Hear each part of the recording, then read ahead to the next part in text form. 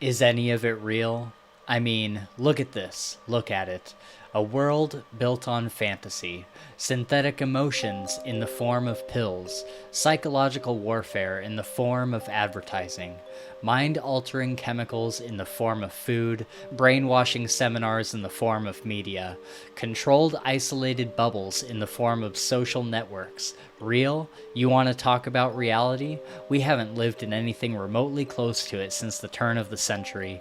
We turned it off, took out the batteries, snacked on a bag of GMOs while we tossed the remnants into the ever-expanding dumpster of the human condition. We live in branded houses, trademarked by corporations, built on bipolar numbers, jumping up and down on digital displays, hypnotizing us into the biggest slumber mankind has ever seen. You'd have to dig pretty deep, kiddo, before you can find anything real. We live in a kingdom of bullshit that even you have lived in for far too long. So don't tell me about not being real. I'm no less real than the fucking beef patty in your Big Mac. As far as you are concerned, Elliot, I am very real. We are all together now, whether you like it or not. Hello, friend. Welcome back to the Fantasy Files for another Reacts episode where we do deep dives on shows, movies, and video games. We are your co-hosts, Spencer and Gabe. And today we are talking about Mr. Robot Season 1, directed by Sam Esmail and starring Rami Malek as Elliot. Gabe has just seen the first season for the first time, so we will not be doing spoilers for the rest of for the entirety of the show, but we will be spoiling the whole first season. I would also ask that you guys be careful about spoilers in the comments section, just in case other viewers are new to the show as well. You can still talk about spoilers and I will respond to them, but just be sure to tag them as spoilers and hit enter a few times. Just to be considerate of, other people. If you end up enjoying this content, we would ask that you hit those like and subscribe buttons. It helps us out a ton. And every time you like and subscribe is another hour that I remove Gabe's manacles and let him out of my basement. So do the right thing. I mean, I don't just let him go free. That would be crazy. He's got a leash and we go for a walk around the house. I get 4 feet of walking space every day, and that's a good day. That's when That's Spencer, a good day when he's not drinking and sitting on my ass and watching Mr. Robot. Yeah.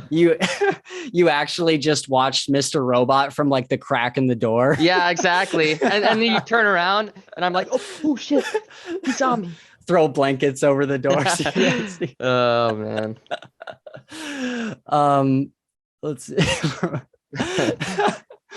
You can also follow us on Twitter where we talk about what we're watching and playing. But most of our channel is actually about fantasy and sci-fi books.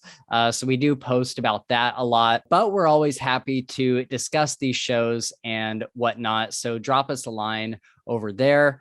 We're hoping to do the next 3 seasons of Mr. Robot in our Reacts video, similar to how I did the Dexter videos, although with a different format. So stick around for those. They should be out every couple weeks. Our other co-host, Chris, was going to join us for this episode, but he ended up having something come up. So he will be here for season 2 and hopefully 3 and 4. So like I said, hit those subscribe buttons, stick around for that content.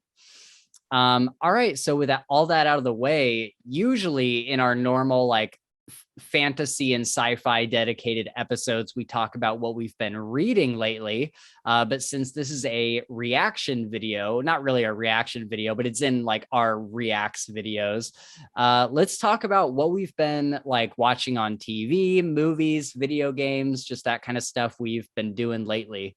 What kind of media have you been consuming, Gabe? So mostly shows. I haven't been playing a lot of video games lately, and that kind of irks me because like there's times where like I will go months and months without gaming, right? And Yeah. then all of a sudden I'll have these like urges and I'll like sit down and play a game like every day, an hour a day. And I really miss it. Like I want to play video games, but I just don't have the gumption to like sit down and play them, which kind of sucks, but Yeah. it'll come back at some point. So yeah, lots of TV. We have been watching The Flash Oh yeah. on Netflix, which is super good. It's a little on the cheesy side, but it's like Sure. it's the perfect kind of cheesy, and Yeah. so that's been good. And lately too, I've had a bad habit of starting shows and not finishing them, then moving on. Like I still need to finish Weeds. Oh I yeah. I need to finish. We got like 2 episodes left on All of Us Are Dead, which is that Korean made zombie show, which is super good. Oh yeah. Um, and so yeah, so lately, the last week's been The Flash, and can't remember. We watched a movie today that I totally forgot what it's called. If I remember, I'll let you guys know. But Oh, okay. Have you seen there's a show that I'm about to start watching called Love, Death and Robots? I have not. I've seen it, like the cover of it Oh, around on. okay, yeah. So Yeah. you know what I'm Yep. it's like every episode is like a completely different story and it's like animated and it's kind of like, you know what Black Mirror is? Yeah. Yeah, from what I understand, it's kind of like that, where every episode is kind of this glimpse into the future, but it's not necessarily like saying anything about like our society or anything. Yeah. It's more like just like weird sci-fi stories that have to do with love, death, and robots. For sure. So yeah, I've definitely been wanting to check that out, especially because the author of the first Law trilogy, Joe Abercrombie, wrote one of the episodes Oh, for the cool. most recent season, and apparently it's really really good. So I definitely want to check that out. Awesome.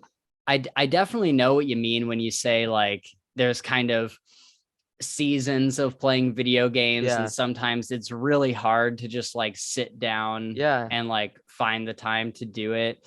I was kind of going through that for a while. I was like, man, I don't know if I want to dedicate time to finishing Days Gone or Yeah. any of these other games that I've started and never finished. Even Horizon, I beat that game, but I still want to go back to You it have to probably a like, lot to do. There's probably yeah, 60 hours worth of side quests and little trinkets and missions and stuff. dude, there's a ton of them. Yeah. And I've really wanted to go back and finish some of that stuff, but I just, I started BioShock Yeah. Infinite, which is one of like, it's probably like in my top 3 Yeah. favorite games. Like it is seriously like I hold BioShock Infinite like a cut above the rest for Yeah. sure. And I'm just like so nostalgic about it. I played it when it like first came out, and I've just been obsessed with it ever since. But it had been like a few years, like it's been a while since Yeah. I played BioShock Infinite, so I started that up maybe a week and a half ago or so, and I'm so hooked. Like I'm already like halfway through the game, like just because I know how to do everything. For Like sure. I Yeah. You're know, just kind of like, breezing through it. man, I've literally played the game like a dozen times. Like Yeah. I've played it so many times. And so I'm just like flying through it. I know exactly what weapons I want, exactly what upgrades I want. And I'm just like enjoying the story because Yeah. like the main thing about that game, the main reason I enjoy it is the story, because it's such a mind bender Yeah. and it makes you think that the game is about one thing, and then this huge reveal happens later on and you're just like, I was literally wrong about everything. Yeah. And it's just a complete like mind bender, mind twist. And so yeah, I'm enjoying the hell out of that game. What else have I been watching? Have you heard of 20-minute horror stories? No, what's that? It's kind of like what you described, that the Love and Robots or whatever that's called. Yeah. Every episode's a different story and they're only 20 minutes long. Some of Okay. them are okay and some of them are like really good. But it was a cool concept because I had never like seen something that, I mean, I'm sure people have, but I never saw it. something like that, right? Every episode's just it's its own standalone thing, and there's 2 seasons, and some of them are really freaking cool. Okay. Yeah, Yeah. I should. What's it on? Netflix. Yeah. Yeah. Okay, cool. Yeah. Yeah, I'll definitely have to check that out. I've been meaning to watch Moon Knight is one of the new Marvel shows that I wanted to watch. Really? I've never even heard of that. RJ Bailey was on last week and he was talking about, or was it last week or the week before? He It's was called Moonlight? Moon Knight. Moon Knight. Okay. Yeah.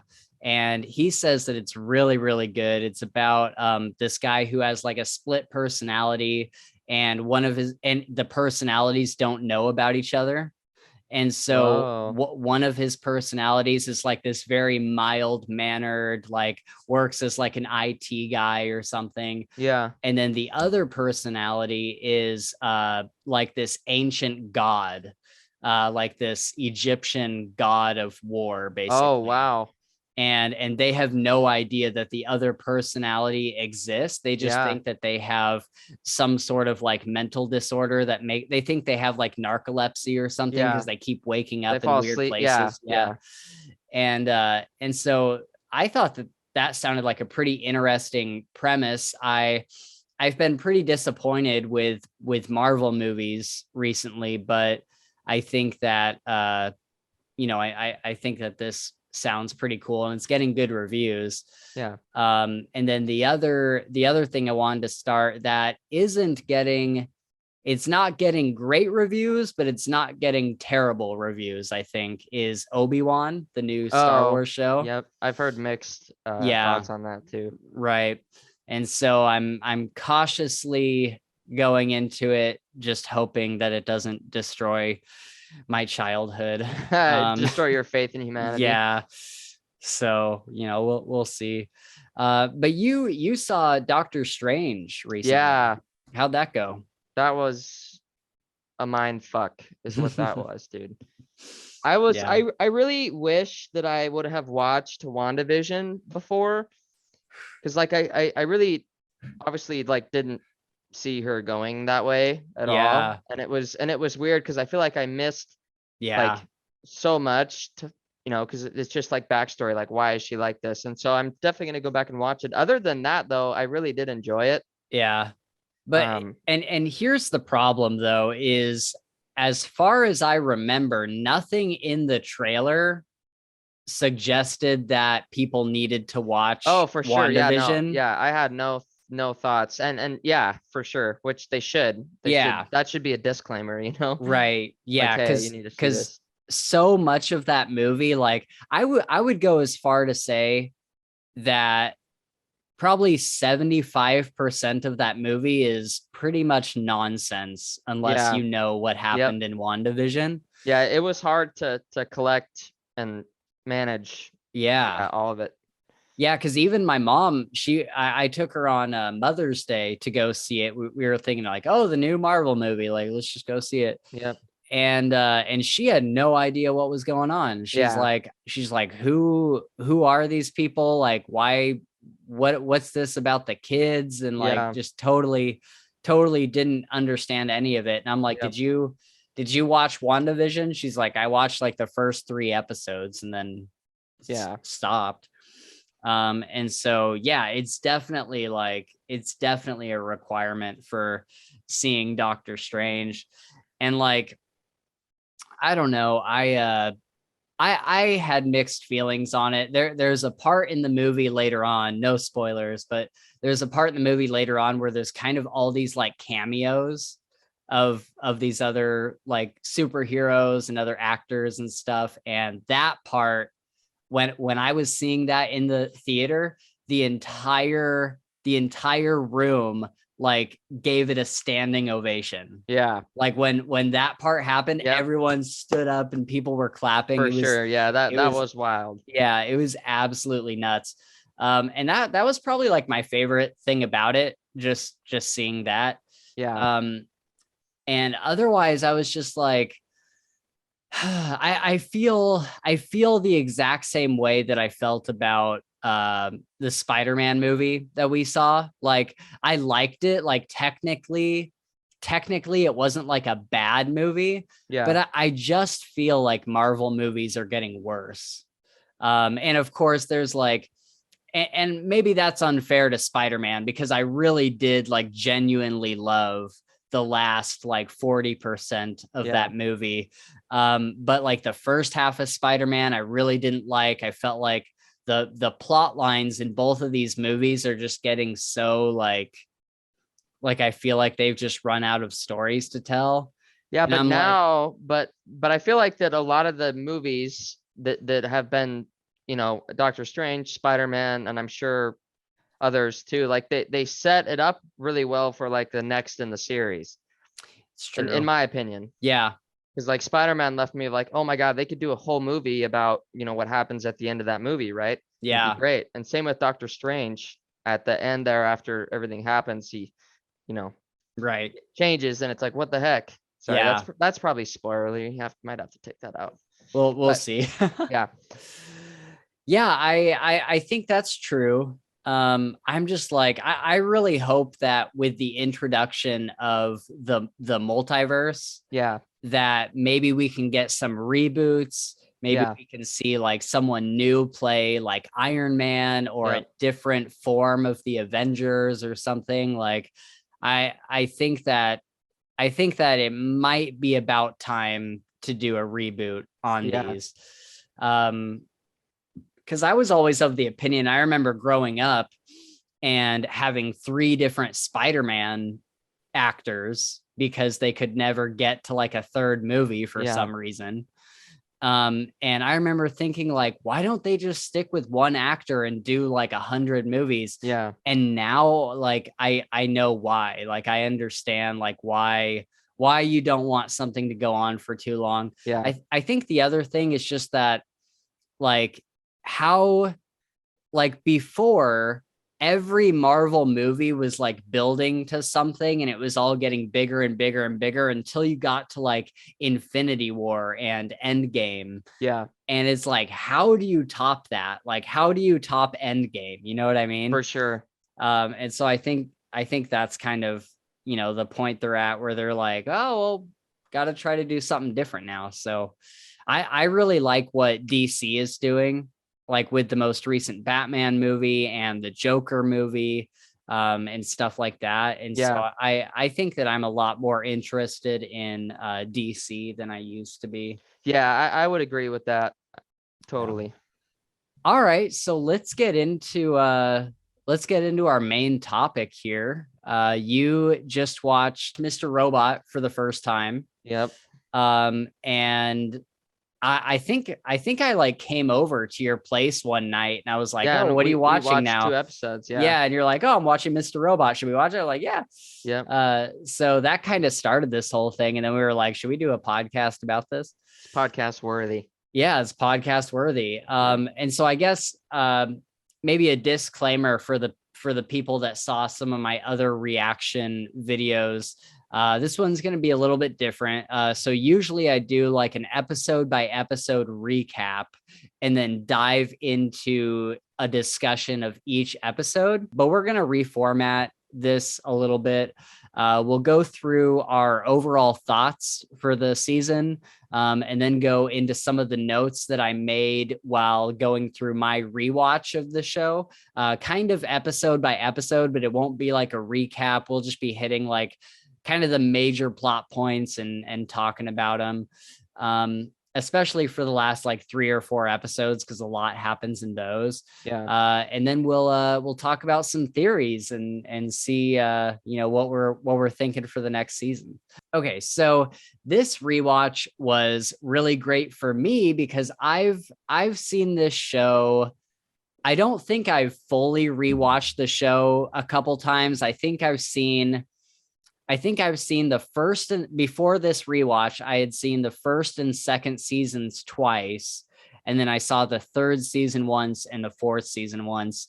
And so this has been really great for me, having gotten through everything, being able to go back and see like, oh my God, like that's an Easter egg, or oh, that's Yeah, like huge foreshadowing for the future. Like he says the exact thing, like whatever it is, you yep, know? And so that has just been absolutely bonkers for me, just realizing, because I think I knew this before, but like actually realizing like how thought out this entire story is. Like yeah, Sam Esmail had a I think I might have said directed by Sam Esmail, and it might be, but I'm pretty sure it's written by Sam Esmail. And he had a specific story that he wanted to tell. He didn't want some show that went on for like, 10 seasons, 12 seasons, and just kept going and going. He's like, I know the story that I want to tell, and I'm going to tell it in 4 seasons. And I think that that works really, really well for this kind of show, because in every single season, there's some sort of massive twist. There's some sort of like big thing that happens that leaves the audience going like, what the fuck? And like yeah, it's this huge thing every season. And I don't think that that is sustainable for 10 seasons. You know what I mean? Like, I think that that is, if you have 4 seasons and you know all 4 twists that you want to introduce, I feel like that's easier to do with a shorter show. yeah, And so that's, I really love that about it. And it brings in, like what I was just talking about, it brings in the opportunity for the viewers to do a rewatch and be like, oh yeah, he really did have a roadmap for the entire show when he set out on this. And I believe for Rami Malek, the guy that plays Elliot, he told him the entire, what, once Rami like signed his contract and everything, he told him the entire plot of the show, like the entire, like how it was going to end and everything, so that Rami would know why he's acting the way he's acting in yeah, certain scenes. And so I think that that's really cool too, because most actors don't really know how everything is going to end yep, until they get their contract for the final season. So that's what I really loved about it. And by the way, listeners, we are obviously, I just want to reiterate, we're doing full spoilers for the first season. So if you haven't seen it, then buzz off. Um, yep. Buzz so off. buzz off. So Gabe, let's give it over to you. What did you think of the show? What were your first impressions, final impressions? How did you feel going through the season? How did it affect you? Yep. So finding this show, I don't quite remember how I got to this point, but I saw a YouTube video clip of the first scene where he, goes into this coffee shop and basically like busts this pedophile. Mm, It's like, I've got all your stuff. Like, I know what you do. It's not cool. And so I saw that, 2-minute scene and I was like, wow, what is this? Because I like Remy Malik too, yeah. quite a bit. And so I was like, okay. And then I found it on Prime, for free. And so I was like, all right, let's watch the episode. And man, it is such an intriguing plot. Yeah. Like there's so many nuances and different like storytelling devices and stuff that like comes together to really like complete it.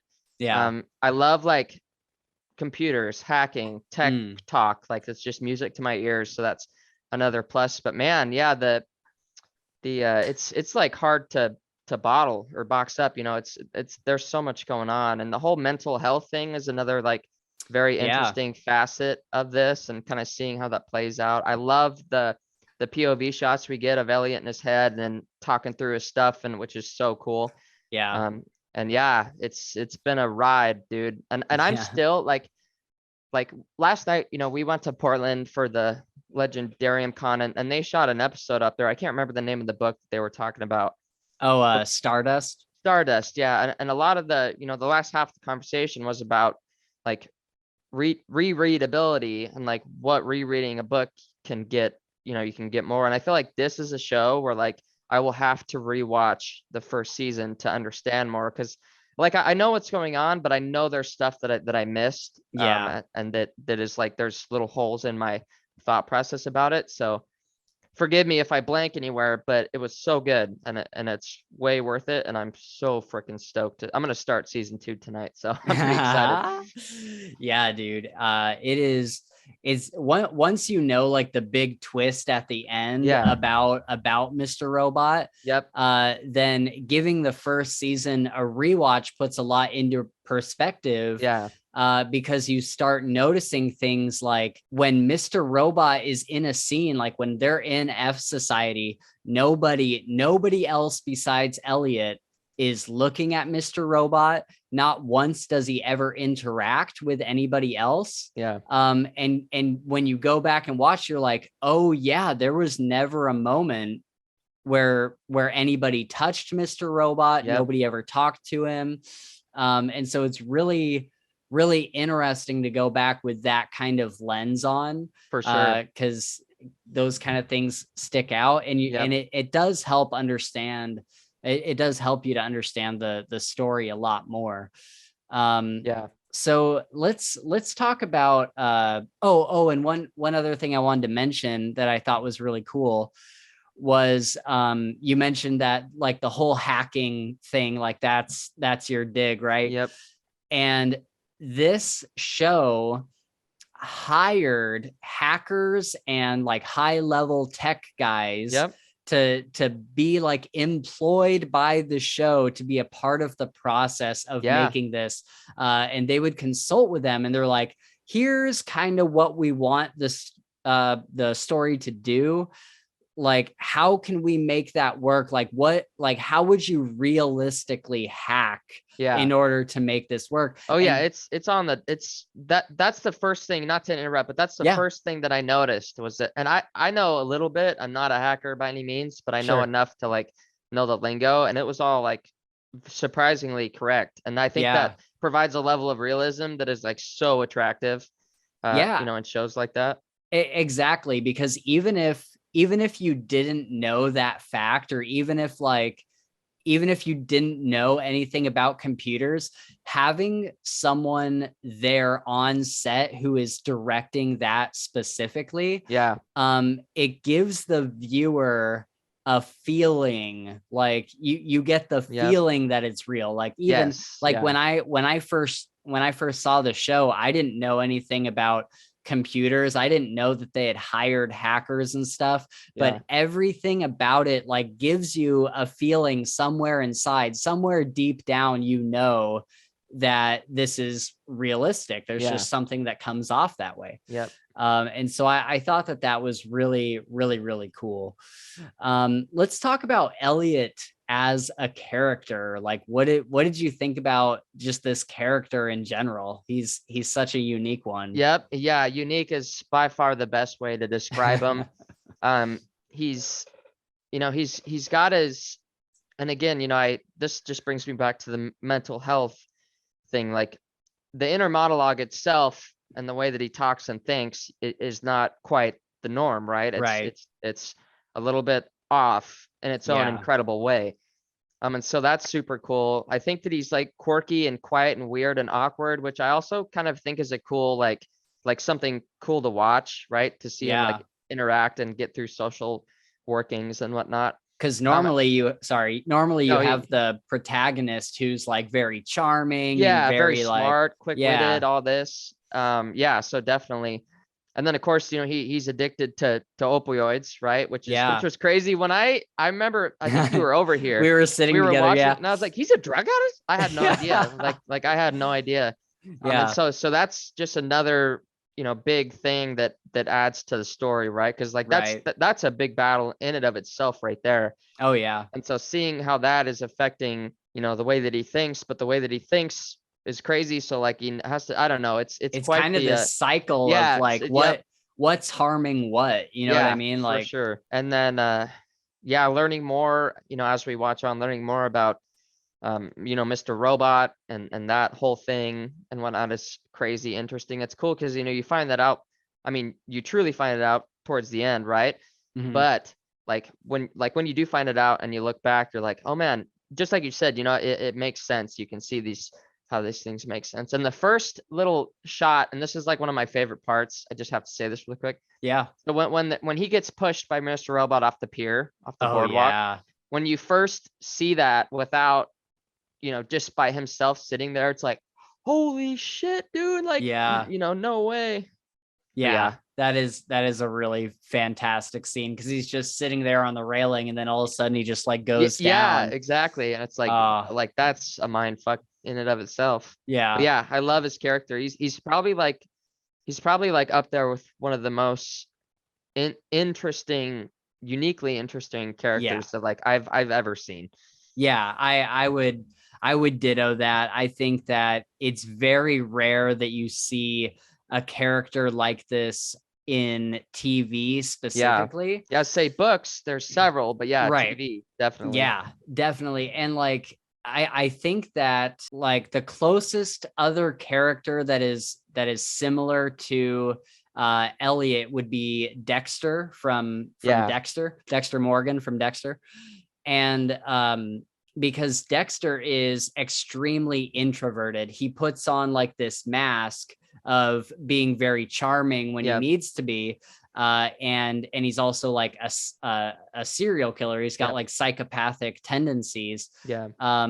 And the other something else that's kind of similar between them is Elliot has this ongoing inner monologue where he's talking to himself, he's talking to the camera, and Dexter also has like this inner monologue that's always going. And so I thought it was interesting. I kind of wondered if Elliot was not inspired by Dexter, but like if Sam Esmail had watched Dexter and was like, oh, I want to take a couple of these character traits and Yeah. put it into a similar character, because there are some like pretty decent similarities, Yeah. especially in the way that he relates to people.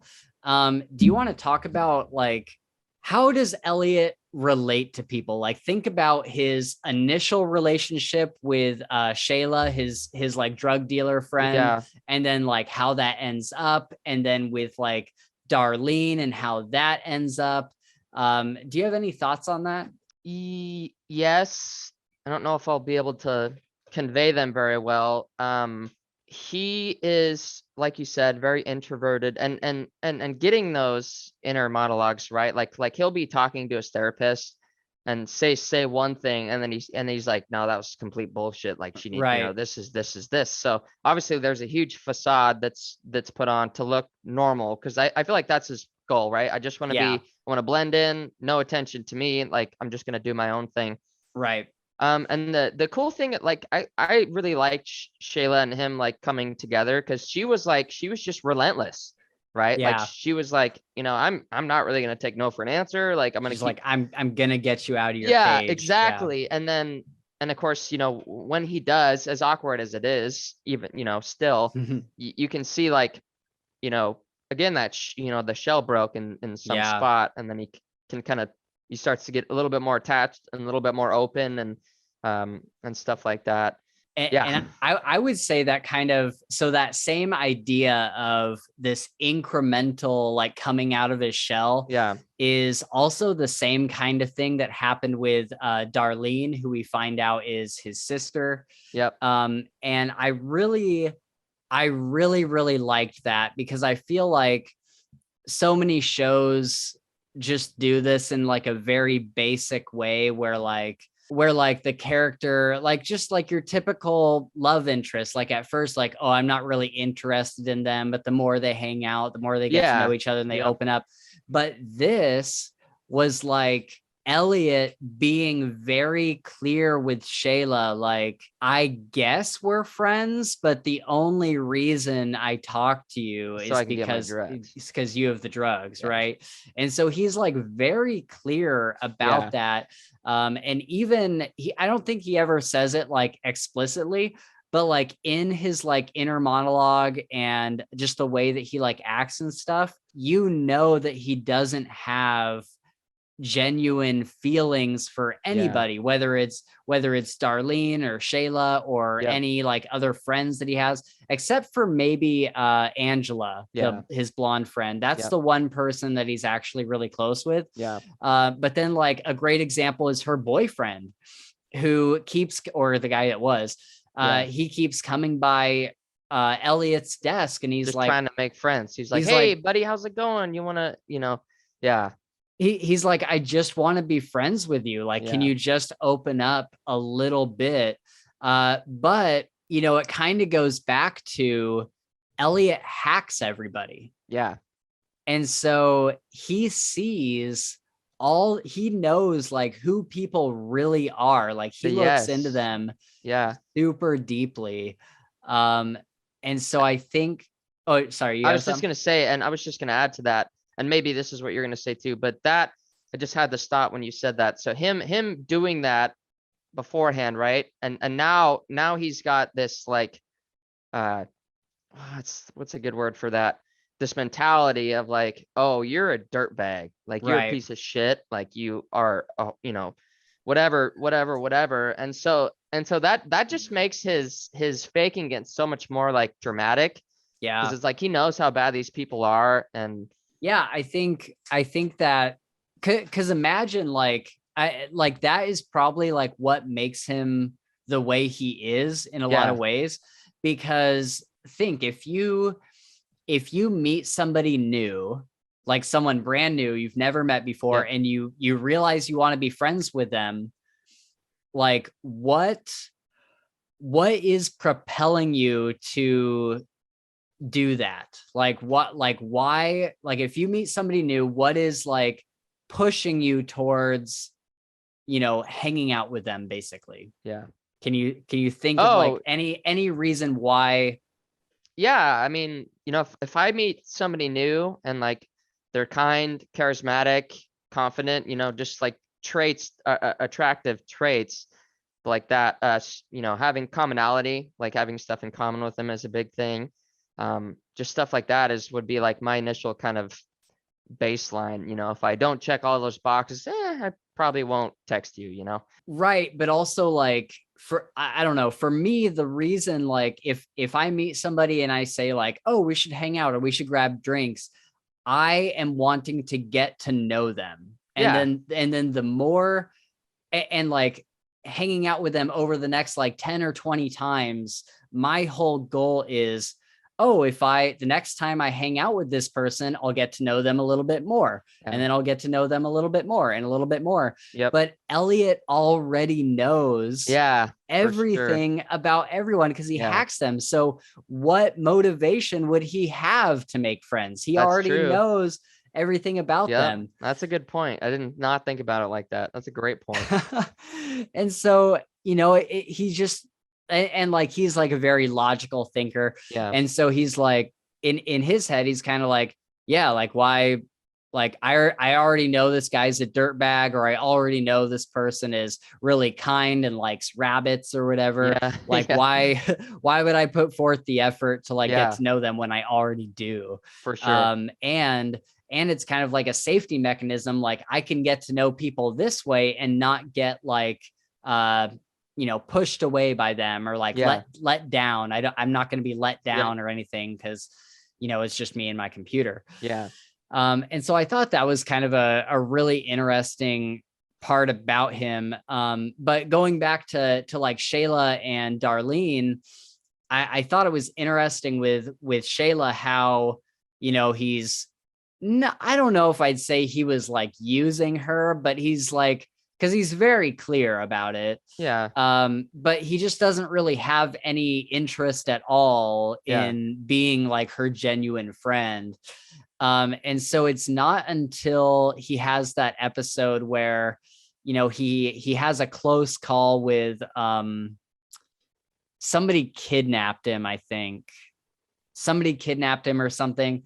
And he was like, it was like in episode 3 or 4. Oh, And he's like, I'm going to turn my life around and just have a normal life. I'm going to give up all this hacking and all this stuff and just be a normal person.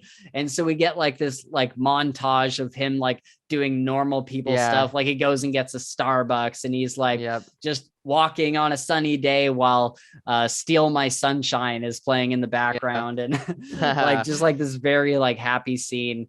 And he gets invited to his boss's dinner party.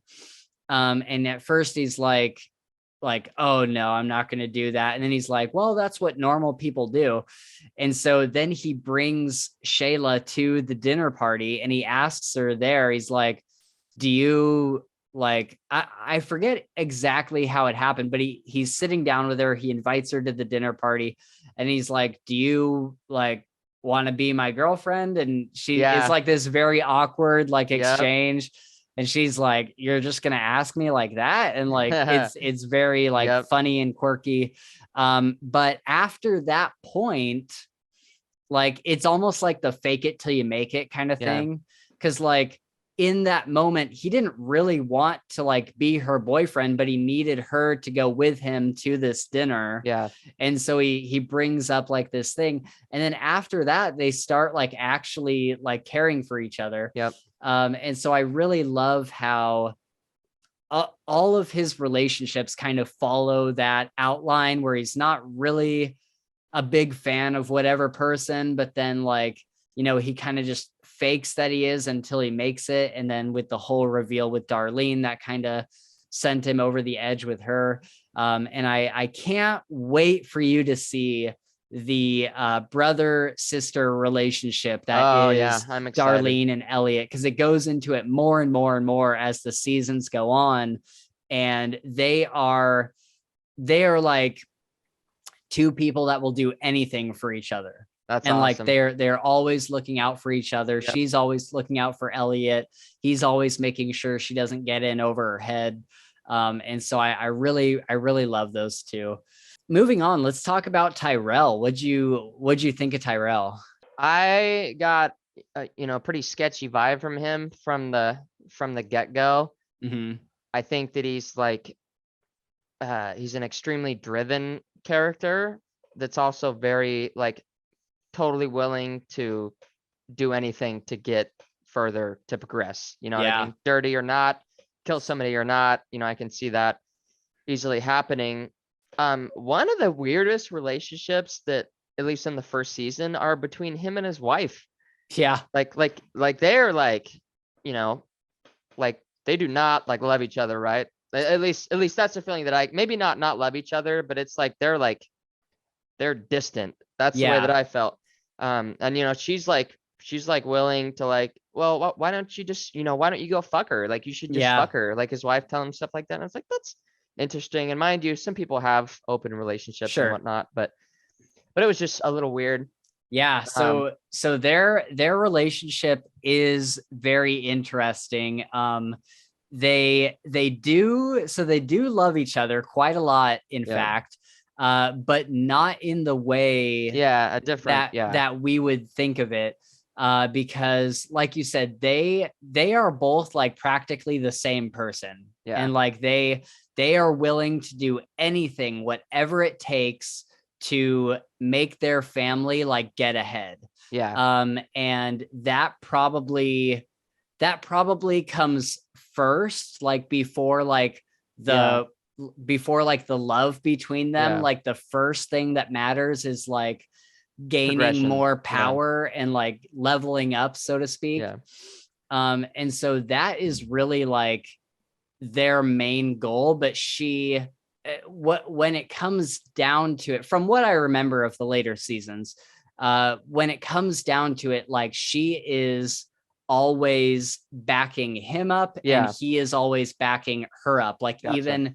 even when like the cops come to the door, Yeah. and she realizes that Tyrell killed Shannon Knowles on the rooftop or whatever. Yeah. She immediately starts putting a game plan into motion, and she she is shocked, but she like accepts the shock and understands that it's going to have to be something that is discussed later, Yeah. and just immediately plays ball. Yeah. And starts like, For sure. kind of maneuvering with the police there, like talking really sweet to them, like, oh, can I get you any coffee? And then she goes to the kitchen and induces herself into labor so that they can get out of there. Yeah. And so she'll do stuff like that because she's always maybe not necessarily in his corner, but like in the family's Yeah, corner, for like sure. No, whatever they I can have. totally see that. And that makes a lot more sense. I think I was thinking about it in, the traditional sense of love, I Right. guess. Yeah. But yeah, I could totally see that. They definitely have each other's back. Yeah. That is clear.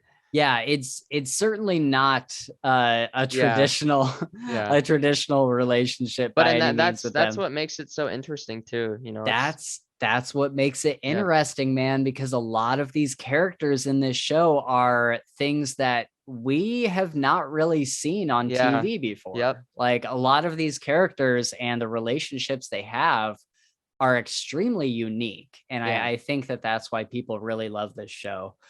Um, Something else that I really love about Tyrell, like I think I told you when I came over to watch the show with you, I was like, Tyrell is like one of my like top 3 favorite Yeah. characters for sure. And as we go in the seasons, especially like season 3, you'll see why.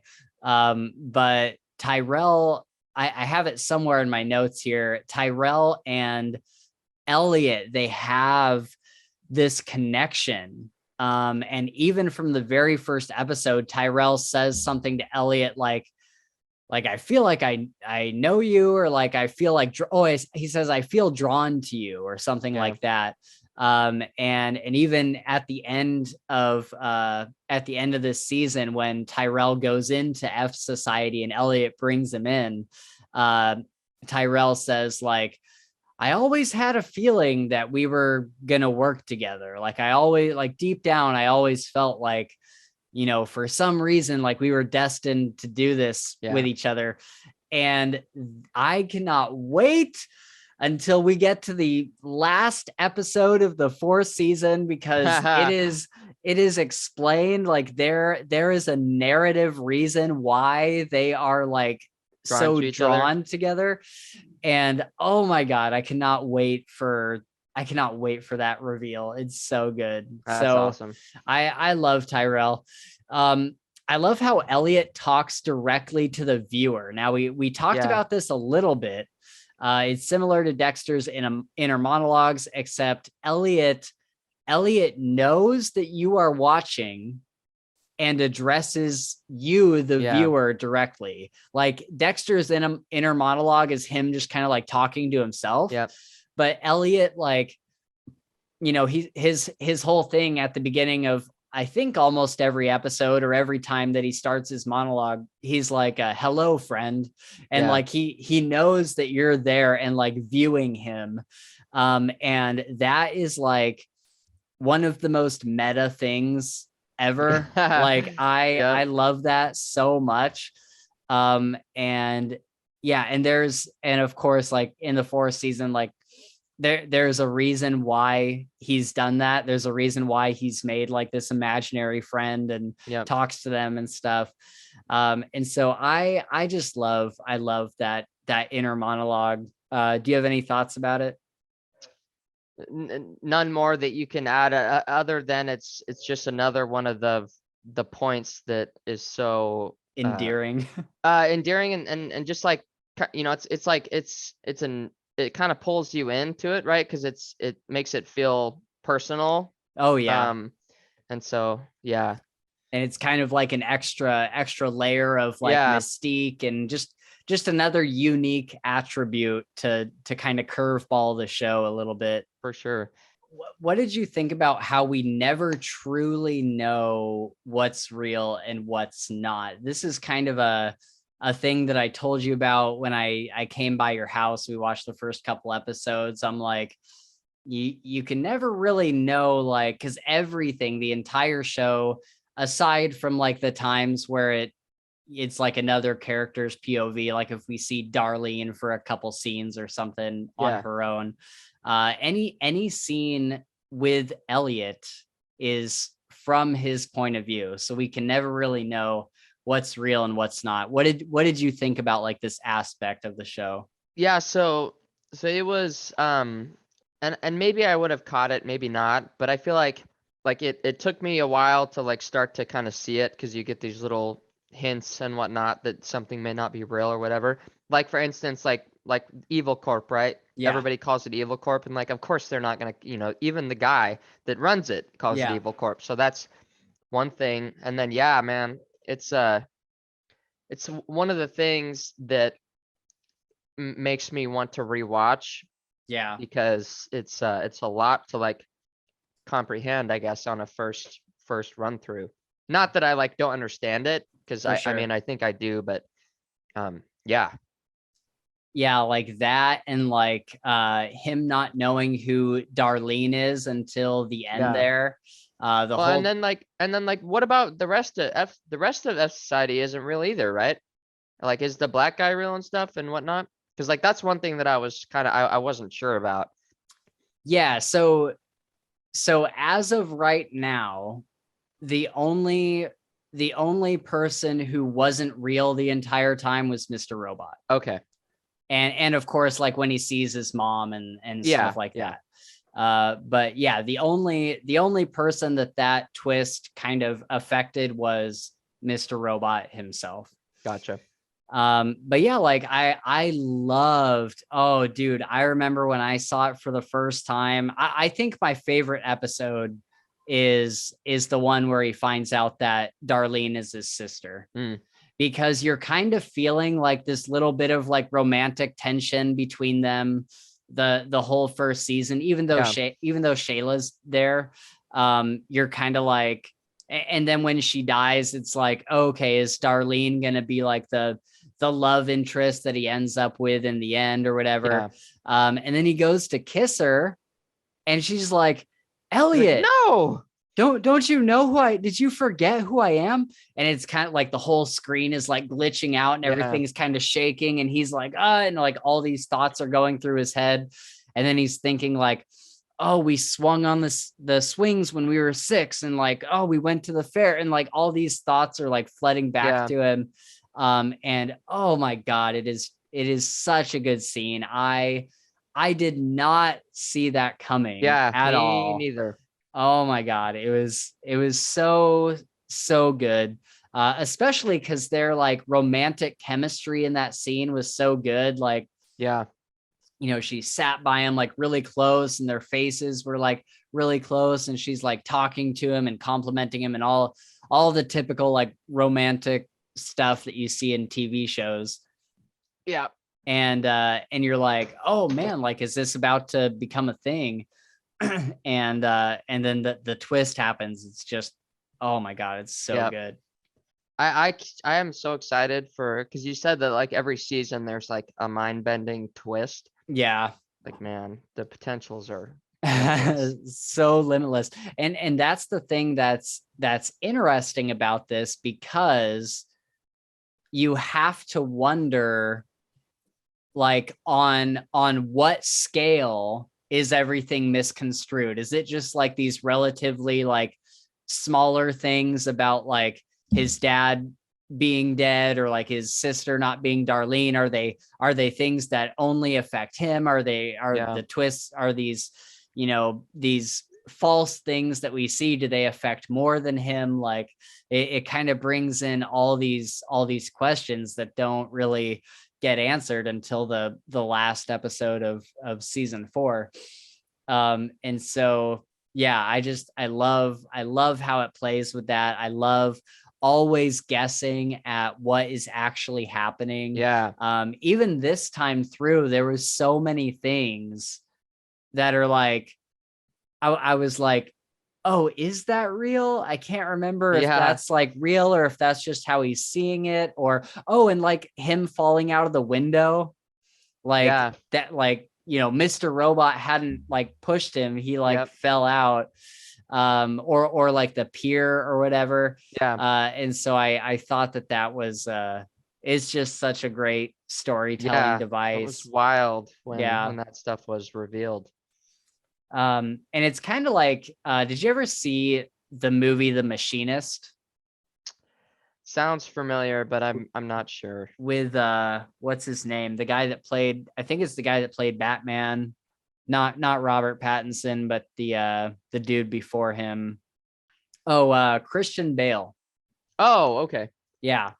And so if you like this kind of like mind bendery stuff where you find out something at the end and you're like, oh my God, everything is different. Yeah. Like watch The Machinist, Okay. because that has a big mind bender of a finale. Is it a movie or a show? Like It's a series? movie. Oh, okay. Yeah. I bet Leah would probably like it. I think Nice. you guys would like that together. I'll tell her to add it to the list. For sure. Okay, so let's see. How about Vera? Oh yeah, what'd you think of Vera? I really liked his character a Yeah. lot. It was he's like the just the best way that I can think of describing him as like sketchy or like sketchy nice or like reverse nice. Yeah. I don't really know, but he's like he's a character that like scared me like Oh for Elliot. yeah. Like I was like terrified for Elliot because I was like, this dude, you know, means business. Yeah. Like this is not somebody that you'd want to fuck with. It's like fucking with the cartel or something, you know. It's like a Yeah. big bad thing. But I really did enjoy the whole kind of battle between them, for lack of a Yeah. better word, and you know, Elliot getting him arrested and all this stuff to save Shayla. Turns Yeah. out he was like a kind of a step ahead of him. Mhm. And so yeah, very interesting character, and you love to hate him. Yeah, you love to hate him. Yep. And like you said, he's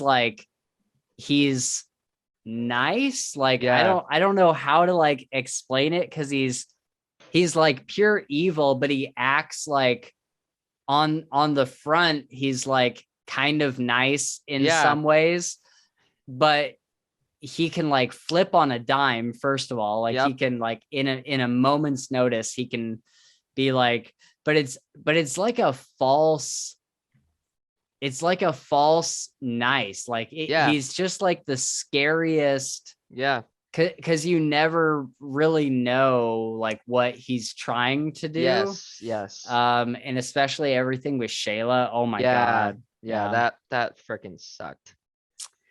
A note I have here is I just wanted to tell you, dude. So I watched this show when like literally when the first episode aired on USA or whatever. And dude, it is so nice being able to binge it now, because at the time, dude, waiting every single week for another episode. Yeah. Oh my God. It was so just like, it was so frustrating. I would have like, I don't think I could have done it. Yeah. dude. That just sounds awful. Dude, it was terrible. I remember I didn't have cable where I was living, and so I would literally go over to my mom's house I think it was on Wednesdays or Thursdays it would air, and I'd go over there at like 8:00 at night. Yeah. And we just like sit up in her room, like smoking cigarettes and watching Mr. Robot, because like she was so into it. Yeah. But yeah, and then waiting for seasons, dude, waiting all that time for the next season was, oh my God, it was so hard. I remember like the way that the first season ends, where he just like opens that door and then it fades to black. Dude, I remember that being like torture. No. Yeah. Oh my God, it was terrible. I could totally imagine that being rough. But yeah, the places this show goes is it's absolutely insane. Like right now, like it seems like not like a small story, but very like contained to Elliot.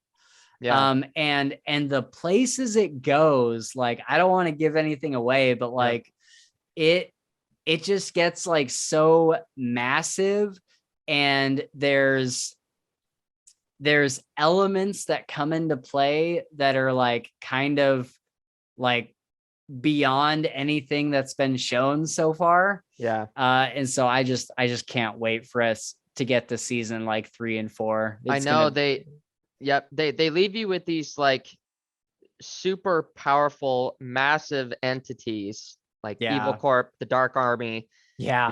stuff like that. And so like, like especially we get a lot more about Evil Corp than we do the Dark Army. Uh-huh. Um, and so like Evil Corp, they're the largest conglomerate on the face of the planet. They have Yeah. more money than anybody in the world does, right? Like, and so that in itself kind of puts them in a power position as it Yeah. is. But then like the Dark Army is what I'm most interested in. Is you hear these whispers and she's trying to contact them and you don't know who it is and this and that. Yeah. And they're like the president, or not the president, but like somebody of like massive power that could do massive damage at a whim Yeah. if they chose. And so like I know that that'll grow and we'll see more of the Dark Army. And so stuff like that leaves you like at the edge of your seat, just like, oh man, that could be insane, the way that Yeah. they can take it and do it. Yeah. And with them and with Evil Corp, it's like, how far does the rabbit hole go? Yeah, You know what I exactly. mean? Like how And how it far? leaves it open, leaves it wide open. Like, and Yeah. again, potential is limitless, which is really cool. I feel like that's like should be like the theme of this show is like potential is limitless. Oh There's yeah. so much room to go any way. What did you think about Darlene and Cisco? Darlene and her boyfriend. Yep. So I don't know if I liked it per se. I think that Cisco is kind of like, and again, that this is one of the ones that I'm a little kind of fuzzy on. Like I understand that they were together, but he's not a part of F Society, right? Or is No. he? Yeah, he's not He's kind of part of the Dark Army. yeah. Yeah. Okay. So yeah, I don't know. Definitely not meant to be together. But it was kind of interesting seeing Darlene like coming to him for help. Like you have to get a hold of them. You Yeah. have to like get me in contact. He's like, no, like you're done. Like I've done what I can and Yeah. whatnot. But yeah, that's a little fuzzy for me. For sure. Yeah. I think we'll see more of them in season 2 and 3, if I remember correctly. And we'll get to know Cisco a little bit more. They're certainly not my favorite characters, but they have Yeah. a lot of they have a lot of really interesting storylines Yeah. with the two of them that grow as it goes on. And it leads to one of the more shocking things that Okay. happens in the Sweet. show. Awesome. And so, yeah, I wouldn't say that they're like my favorite characters. I mean, Darlene is definitely one of my favorite characters. But Cisco is an interesting one. I'm interested to see what you think of him as the show goes on. Yep. I really love this dark, not that New York isn't already dark and gritty, but just this very like with the like space age kind of Blade Runner music playing in the background, Yeah. and the city like being on the edge of collapse all the time, and Yeah. like seeing all these really dark things that happen in this version of New York. I just really, really love this setting because they could have just taken like New York, like a generic New York, you know what I mean? Yeah. And use that as the setting. But I think that this one is almost like borderline like dystopian. Yeah. And like it's just really like gritty. We get a lot of like I think like the way that it's shot too kind of adds a lot to it. All these like weird like camera angles of the city and just like these different places we get to see. I love the setting of this. All right. So any other like generic thoughts before we kind of go into like some main plot points? I don't think so. I think we got a lot Yeah. out on the table there. So Cool. All right. So now we're going to go into not necessarily episode by episode, like I'll reference like what episode we're talking about because I have them all in the notes here. I don't have notes for the first 2 episodes because I watched the first 2 episodes with Gabe, and then I came home and started on episode 3 and started taking notes. yeah. Was there anything in the first couple episodes of note that you would like to talk about? Other than the first scene that The kind of, pedophile yeah, guy. I Yeah. mean, that really sets up Elliot so well, because like Yeah. we just kind of get this like vigilante, um, kind of like moral criminal guy that, wants to, I don't want to say make the world a better place, but like he understands like what's evil and like what's not per se, and like he's Yeah. willing to do what only he knows, not only him, but what he can do best to Right. try and, take a pedophile off the streets or whatever else. And of course, like, that's the hacking wondrous of it, and how he, like he beat Tor. I thought that was kind of interesting, because Tor, at least from what I know, is like, the onion router, it's like a way of like bouncing your IP address off all the computers that are on it.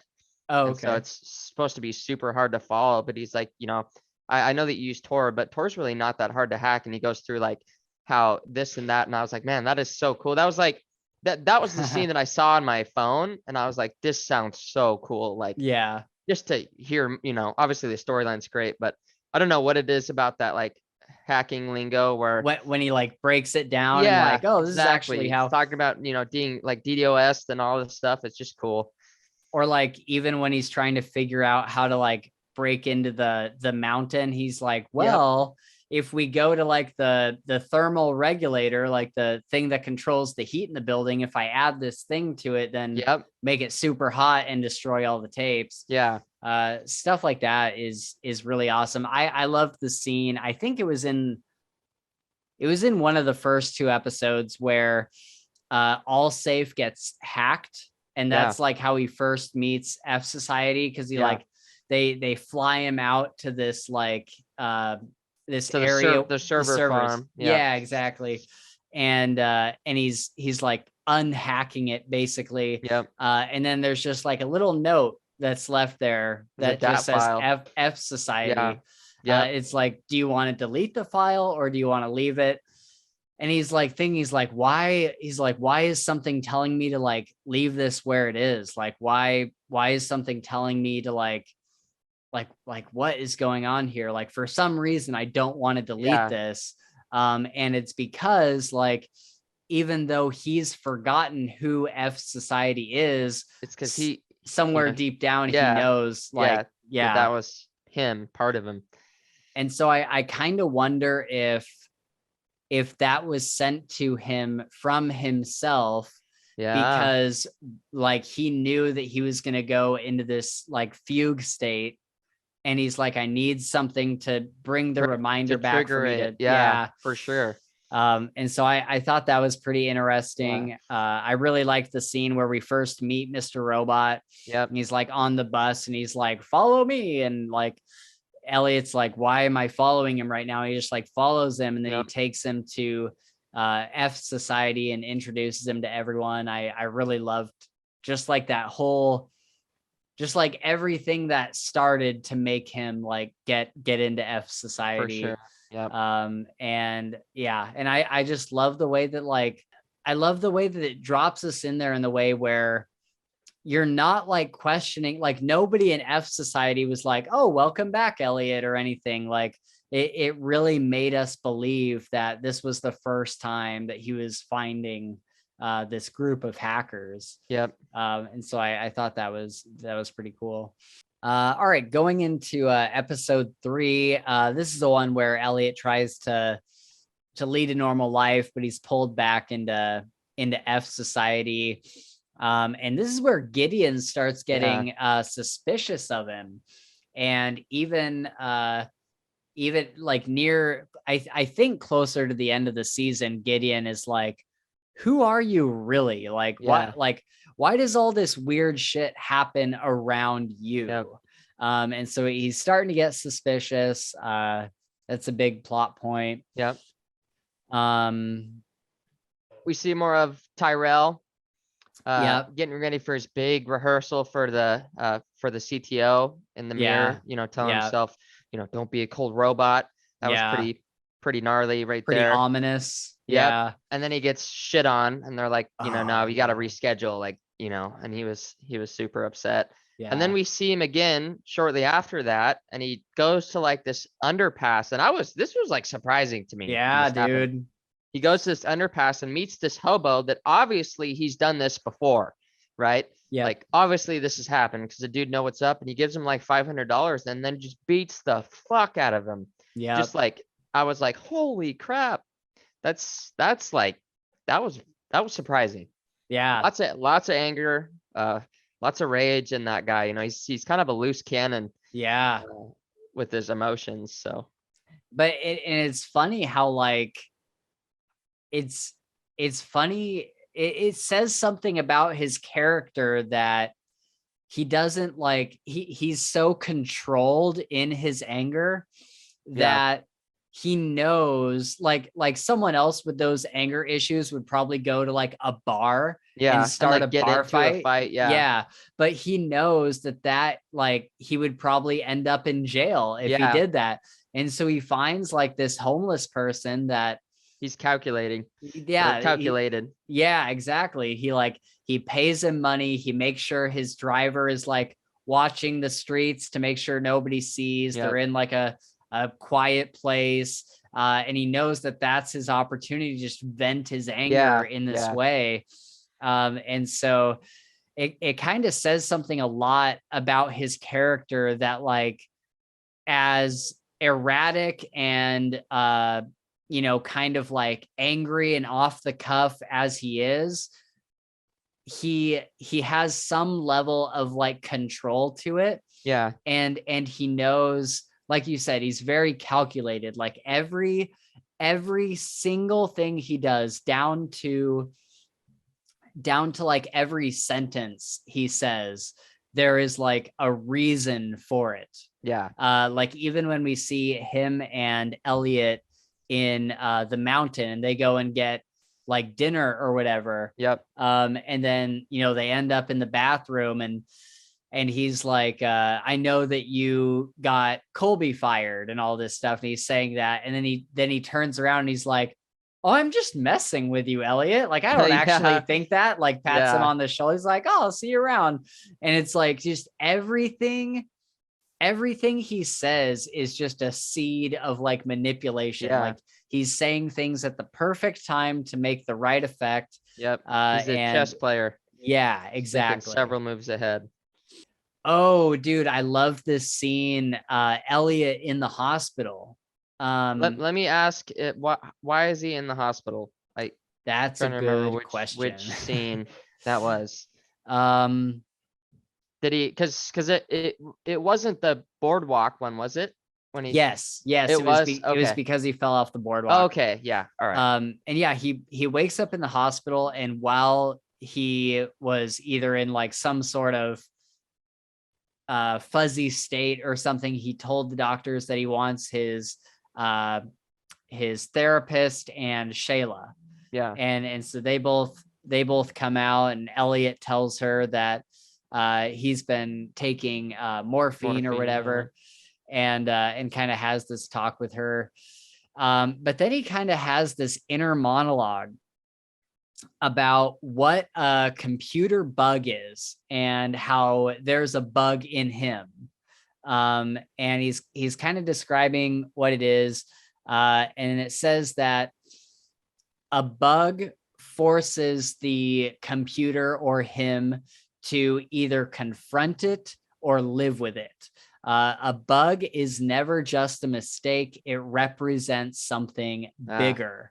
And that is like a huge theme in this show. It's like a big piece of like foreshadowing. Like if Mr. Robot is just a symptom, like if Mr. Robot is just a bug, then what is the bigger picture? Yeah, what's the reason for it? Yeah. And so, obviously Elliot has some sort of like, mental condition, like maybe even something like a split personality kind of thing going on. But that's more of like a microcosm of what is at play. Yeah. And so I loved this whole monologue. I was like, oh man, like it's almost spoilery. Yeah, for sure. Yeah. So I love that. Um, yeah, Another scene when he's in the hospital too. He we get another glimpse in him and his hacking, and kind of why he makes the choices he does when he's hacking. And he chose this hospital to be his, main doctor or whatever, because of their IT department. One guy yeah, with a low budget, and he can change any of his health records. And so, like, when you have right. that deep talk with the therapist, she's like, you have to go into detox, like, you have to stay clean weekly, peas in a cup. And he's like thinking about it, and then shortly after, you learn that like he's going to manipulate the records. But Right.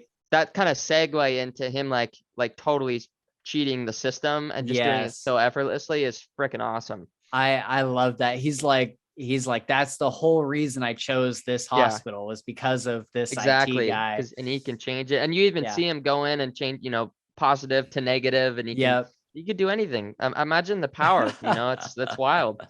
I know. I love it. I love it Yeah. so much. Um, oh, and then Angela's boyfriend got hacked, and they're demanding that he put a And that virus was into AllSafe. Yep, and Cisco was the one that gave him the disc, correct? Yep. Yep. Yeah, That so was all Cisco. yep, so that was pretty interesting, when we see him again, right? Because like I at first I was like, that's just we were in Portland yesterday, and there was a guy standing outside of Powell's with a book. He's like, have you, and it was Yeah. his book, and he's like Yeah. trying to like give it to people, and I was like, that reminds me of something. Yeah. And so Cisco. yep, and so that was super cool. Yeah. And it shows like that he as well has some sort of like bigger plan Motivations, in yeah. place. Yep. Yeah. Oh, I just have a funny quote here. Mr. Robot shows up at Elliot's work, and they're sitting down together. And this is well before Elliot knows that Mr. Robot isn't Yeah. real. It's before we Yep. don't know that he's not real. And he's starting to like cause a scene. And Elliot's like, dude, you gotta stop. You're gonna cause a scene and like all this stuff. Like you can't be here. And Elliot, Mr. Robot sees this redhead pass by, like this really good looking redhead. And he's like, all right, fine. Or no, because he's talking about what is He's like, oh, she's cute. You should go That's right. talk to her or something else. And then Yeah. And then he's like, all right, fine, I'll take her, but let the record show I was trying to be a good wingman. And then Elliot like grabs Mr. Robot furiously and he says, oh, calm down. Shit, I'm not really that into redheads anyway. The whole nation of Ireland makes my dick soft. oh, that's so awesome. That's so funny. Yeah, and then Elliot has a whole 30 minutes of trying to live a normal life. It's pretty funny. Steal My Sunshine by Len is playing in the background. Yeah. Like, if you steal my sunshine. And God, I love that song so much. I love how, we talked about Tyrell a little bit, and he's kind of like Elliot's nemesis, but they're also kind of like frenemies. Like, Yep, kind of frenemies. like That's a good way to describe it. kind of like Harry and Marcone, like they Yeah. kind of work together, and like Tyrell loves Elliot, but Elliot hates Tyrell. Yeah. and so I really love how Tyrell is also like a really good hacker in his own right. Yeah. Like he's not just some nemesis that like is the head of this corporation. Like he is literally like the opposite to Elliot. Like they Yeah. both have really incredible hacking skills. Yep. And so they can like do that to each other back and forth.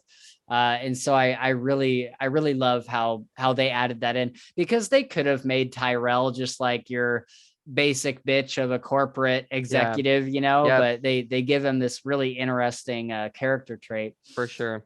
Going into episode 4, Elliot tries to destroy the tapes held by Steel Mountain by raising the heat in the facility. I really love this moment where at the beginning, everyone's like, how are we going to do this? How are we going to get into Steel Mountain? They're trying to put this game. They're like, this is the most guarded place ever. Like, how are we going to do this? And Elliot says, all we need to do is find one security flaw. And then Romero says, look at this place, man. It it was designed not to have any. And Elliot says, I see about 6 walking around, and points to the security guards. And I'm just like, oh, dude, that's so badass. Yep, that is badass. And then he goes on to manipulate the security guard, Bob or whatever, Yep. Where, you know, he's giving him a tour and everything. And they get up to but he needs to get to level 2. Yeah. And so he talks to the guard and he's like, do you think anybody will ever care when you die? Will there ever be anyone who misses gnarly. you? Like your life is so insignificant. Like, what are you even doing with your life? And just like breaks this guy down piece by piece. And he's like, I need to talk to somebody who is more important than you are. Ugh. And it just breaks this poor man. It broke me, dude. I was like, holy that's like, so that was like hurtful. Like on a deep level. I was like, my heart hurt for the dude. But he and the other half of that is that Elliot has part of his inner monologue where he's like, wow, I'm really doing this to this guy right now. Like, holy crap. And so he definitely, like, it's not like, of course, on purpose. I mean, it is on purpose, but it's not because he hates the dude. Right. So that is a little forgiving, but it was harsh. Yeah. And he even goes to while they're waiting for the that lady to show up, he even like is about to apologize, and Mr. Robot says in his ear, like, don't apologize. You have to play it. You have to play it. And dude. And then she comes, she's like, I gotta take you down to the lobby. I don't know who the fuck you are, but you know, and so they're waiting at the elevator, and Mowgli, the guy with the long brown hair, he's like, oh, I gotta find a way around this. Like, we don't know anything about this lady. And so he starts getting on his computer and he's like, wait, people are just people. They all fear the same thing. They all have the same like basic desires and needs and emotions. And so he uses like a proxy server or something to text her from her husband's phone saying, I'm at the hospital. It's everything we feared. And she's because they looked like on her records and found out that like her husband had cancer or something else, or like something was going on. Okay. Yeah. That's wild. That's social engineering. Remember we were talking about that in the car. Yeah, dude. And so I love that scene, because even rewatching it, I was like, I can't remember how he gets out of this. And then they did that, and I'm like, oh my God. And then Elliot runs to the stairs and runs into Tyrell. That was great. Oh, and then so before even that happened, sorry, I got way off track. Before that happened, Elliot runs out of Suboxone, and he runs out of morphine and stuff. And so he's starting to like see things like these men in black suits, like following him and keeping tabs on him. And then they go on the road, and doesn't he end up going to get a shot of heroin? Like, right? Because like, where does that fit in? That this was after he started detoxing and before they could go to the mountain. So that didn't happen. So sure, of course it didn't. Of course it didn't. So because even I, on this last rewatch, I was like, wait, like people, because when that whole scene is happening, when he goes to the dope house, someone interacts with Mr. Robot. Oh. And so I was like, wait, is that like a plot hole? Like Mr. Robot, like he's talking to this guy, like that's obviously not how this works. So like, did they just accidentally leave that in or something? But he's so first he's in bed, he's detoxing. He's like, I just need one shot, or I just need one pill or whatever. And so Mr. Robot and him are like limping up to the dope house. The junkie talks to him at the front door. They go inside, gets his dope. He shoots up, and then the whole place gets like shot up. And then he goes into this weird fever dream, and there's a lot of like just really weird shit that happens. We see like him and Angela, and she's like they're like dating or something, and they're eating dinner and all this stuff.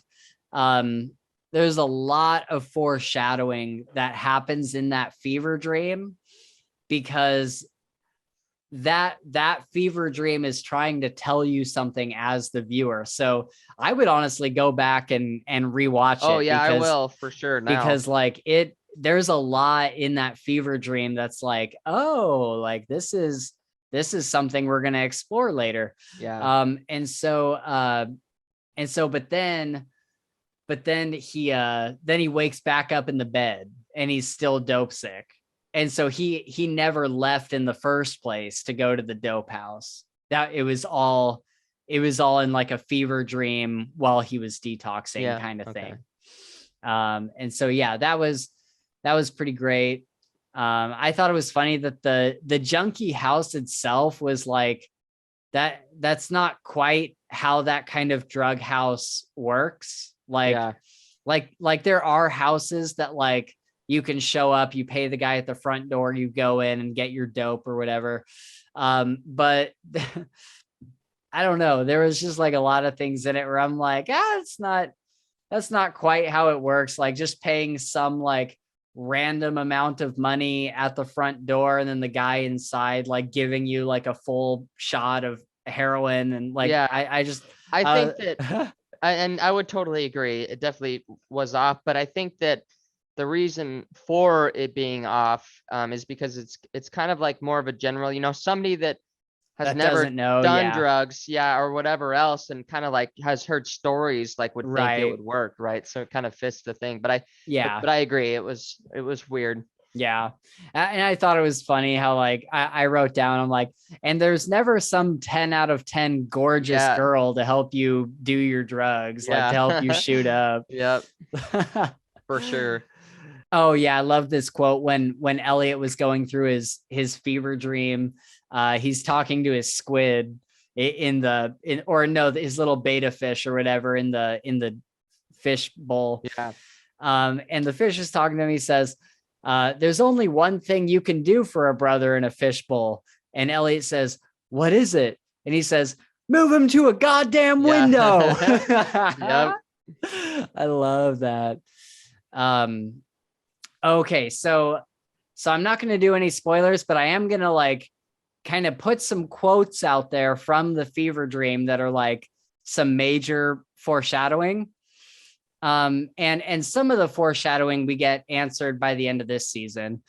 So Angela tells him, you were only born a month ago. And that is kind of like a month ago is like when he started seeing Mr. Robot. And so that kind of coincides, like, I'm trying to be really careful, but she says you were only born a month ago, which is when he started seeing Mr. Robot. Oh yeah. And then the very end of the fever dream, they're talking and she says, isn't it obvious? You're not Elliot. You're the, and it cuts off. Yeah. And it's like, I literally, when I was watching that, like I stood up from my chair and I was like, oh my God, like that was so nuts. Like, cause that had totally like gone over my head when I first saw it. And it's like major fucking foreshadowing. Dang. I just loved it. I love this whole fever dream. Like it's all super weird, but it's all like extremely relevant to things that happen in the last season. So that was my like geek out moment. And then, okay, so episode 5, Angela breaks up with Ollie. What did you think of their like relationship? Kind of that whole situation where he's like cheating on her and all stuff. Any thoughts? So I mean, it was shitty. At first I didn't, couldn't have guessed that. He seemed like a very nice guy from whenever. And of course, Elliot doing what he does with every new person that comes into his life, finds out that no, he's cheating, lying, kind of a bastard. And so I thought, I was like, this is pure karma when they, when he put that disc in the computer and basically got hacked, and they're like, if you don't do this, like you're fucked. Yeah. And he does it. And then of course Elliot uses some leverage on him too and whatnot. So I was glad that he got what was coming to him, Yeah, basically. for sure. I loved in this episode, he so he's cheating on Angela, right? And then this whole thing with the disc happens. He shows her the pictures and he shows her the disc and everything. And he's like, we need to find a way around this, because if this is like, if anybody finds out that it was me that like put this and this is before, I think this might be, yeah, this is definitely before Allsafe gets the virus from the disc. He's like, if this virus happens and they find out that it's me, like it'll ruin my life. Yeah. And Angela takes the disc And does it on and his does computer. it. Yeah. And she comes back home. She tells him that she did it and that she's breaking up with him and leaving. He says, he's like, did you even think about how this is going to affect me? Yeah. And she looks him dead in the eyes and she says, yes, I did. Yep. Oh my God. It's Yeah, just this dude. moment, because it's like, did you think about how you like cheating on her would Yeah. affect her? Yep. Like, did you think about how that would affect her Saying life? instant Like, karma, dude. That was like a huge karma smack to the face. yeah. And so I loved that whole thing. Angela is a badass bitch, and she has quite the storyline, quite the like the character arc. Yeah. In this show. It's I can see that. pretty interesting. Oh, I guess this was the episode where Elliot breaks into the mountain. That's all good. I loved the scene with Tyrell and Elliot, how they go into the cafeteria and he kind of manipulates the situation because he knows it comes back to Elliot knowing people, because he's good at like, he's hacked so many people. He knows like what kind of people, like what kind of person someone is, right? Yeah. And so he knows that like ego is a huge thing to Tyrell. And so he says, you eat here? Really? At the cafeteria? Yep. And so it kind of pushes Tyrell's like ego, like, oh, of course not. Like, we'll go to the executive social lounge. Engineering, dude. Yeah. It's wild. It is so wild. Those are the parts that like, the only way that I can like relate the feeling that I get in situations like that, and you know, whatever, I'm gonna say it anyways. But when you're watching anime and then all of a sudden like some dude gets some crazy power up and he's like, you know, doing something crazy with the visuals, like that's how I felt. Like my hair stood up and I was like, dude, the power to manipulate somebody like that thought out and that well is just like very wild. Right? Yeah, it's pretty nuts. Yeah.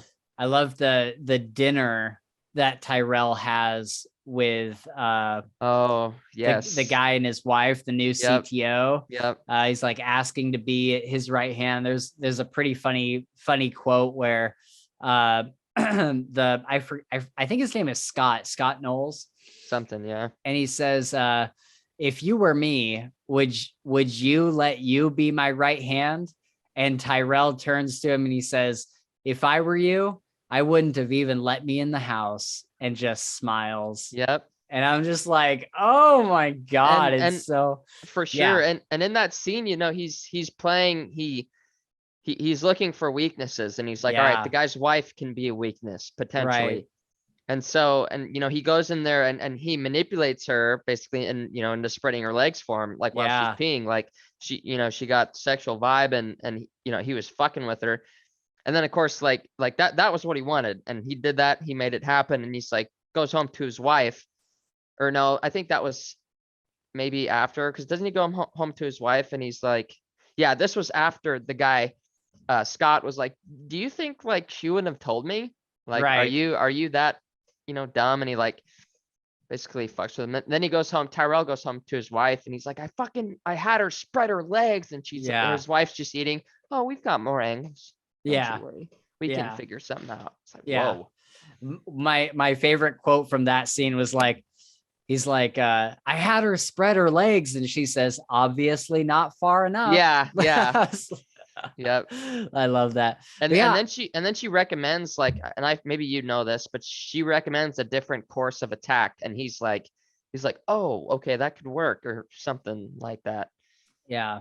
I forget exactly what it Yeah, was, but yeah, basically the next step was to like you need to go fuck her. Like you y- need to, yeah, take her out. yep, And I love that scene. Well, it's probably weird to say I loved it, but I thought it was just a very like badass like Tyrell thing to do when he goes into that bathroom and she like spreads her legs yeah, and he just says, "Thank you for a lovely evening," yeah. and just Oh, for walks sure. out. Is like, Calculated, oh dude. my god, Calculated. just power move.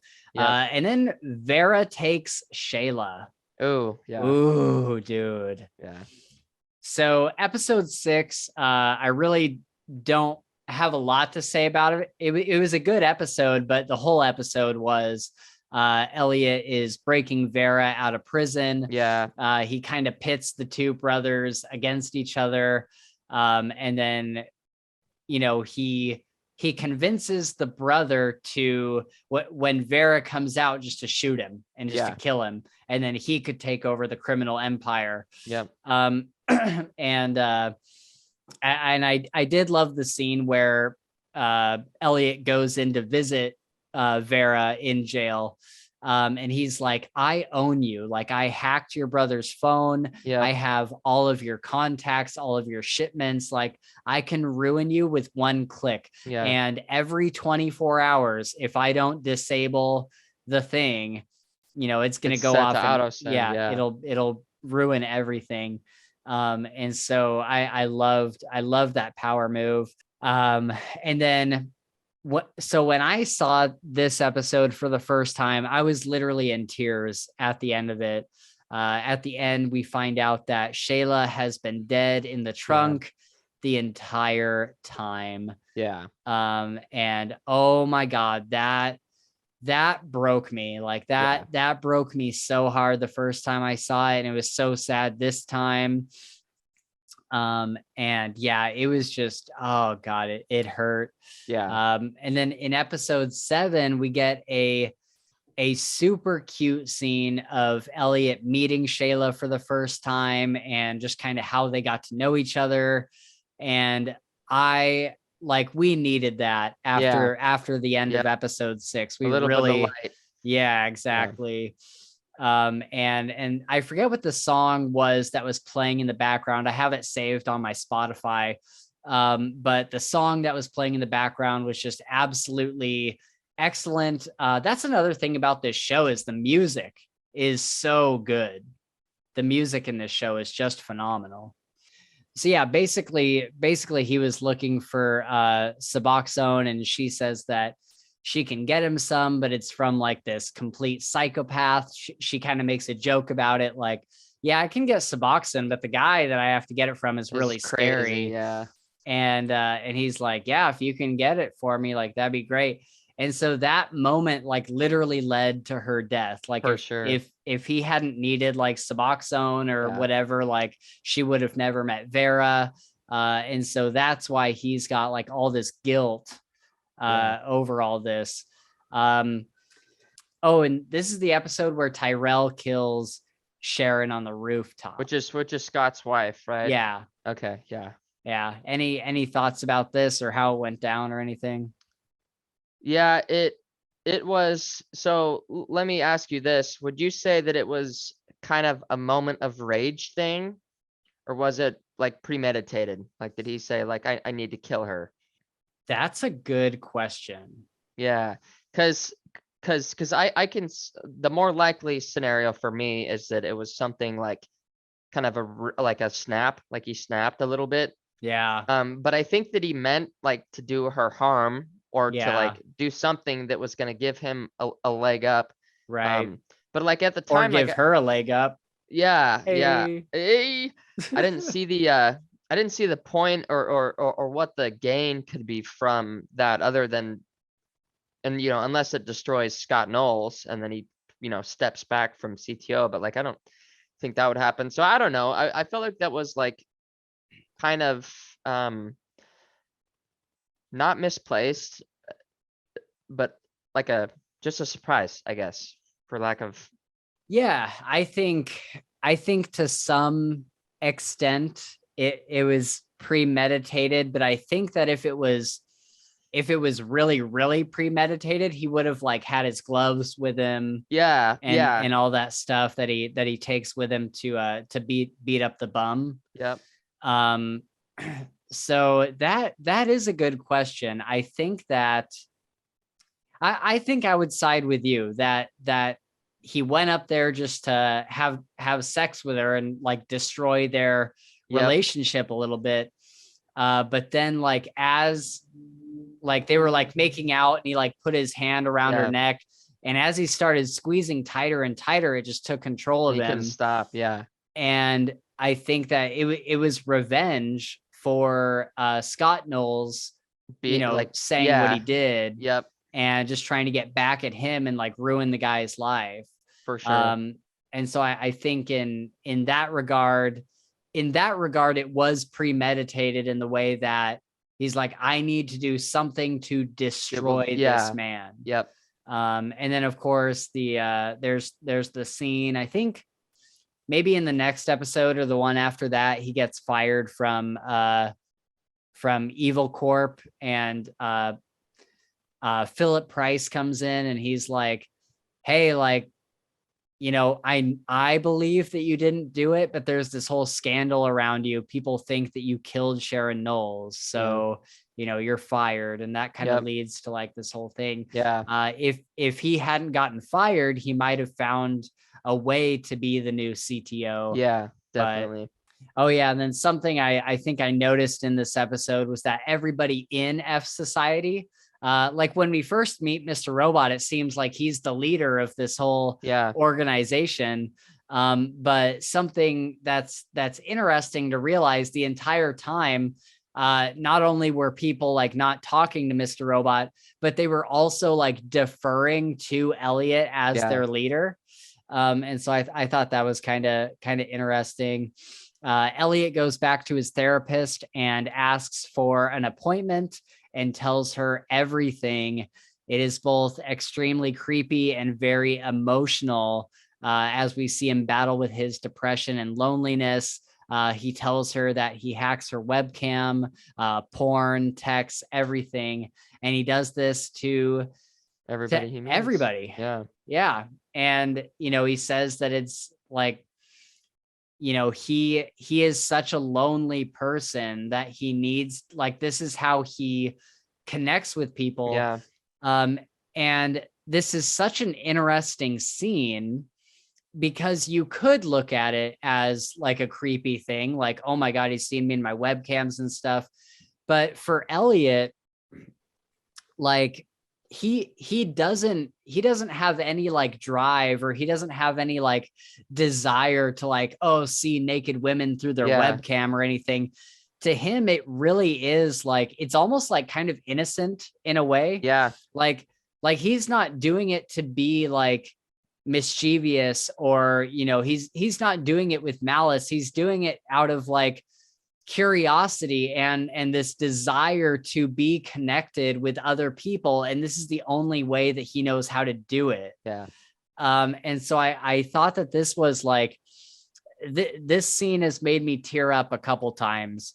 And it's just really interesting to get this part of his character where you know we just kind of get that slice of his life where he's yeah, not like a bad guy doing this stuff. He's just kind of misguided and doesn't really know any better way. for sure. So up next is episode 8, which is one of my favorite episodes. We open up with Darlene is banging some E Corp guy, and then goes to ballet with Angela, and somehow they know each other. And it's like, how is this possible? And they both know Elliot. And it's like, how do they both know Elliot? What could this possibly mean? Yeah, And so I think if you did happen to miss this episode, or if you're foggy on it, like this is definitely like the episode to go back to. Okay. Because I think Yeah, it's like it sounds like the Tyrell didn't, tell his wife that he killed Sharon Knowles. Like that is familiar, but some of like the whole Darlene and Angela thing, like I just can't, doesn't pop up. But I'll go rewatch it tonight Yeah. Yeah, for you sure. you definitely should, because I think that if you're confused on the ending at all, like this is the episode that like Yeah. kind of makes all that Okay. stuff click into place. Got it. So yeah, like how would Angela and Darlene know each other? Well, because Darlene grew up with Elliot and Angela was their next door neighbor. Yeah. And so, but we don't know that at this Yeah. point. And so this opener is like, what the fuck?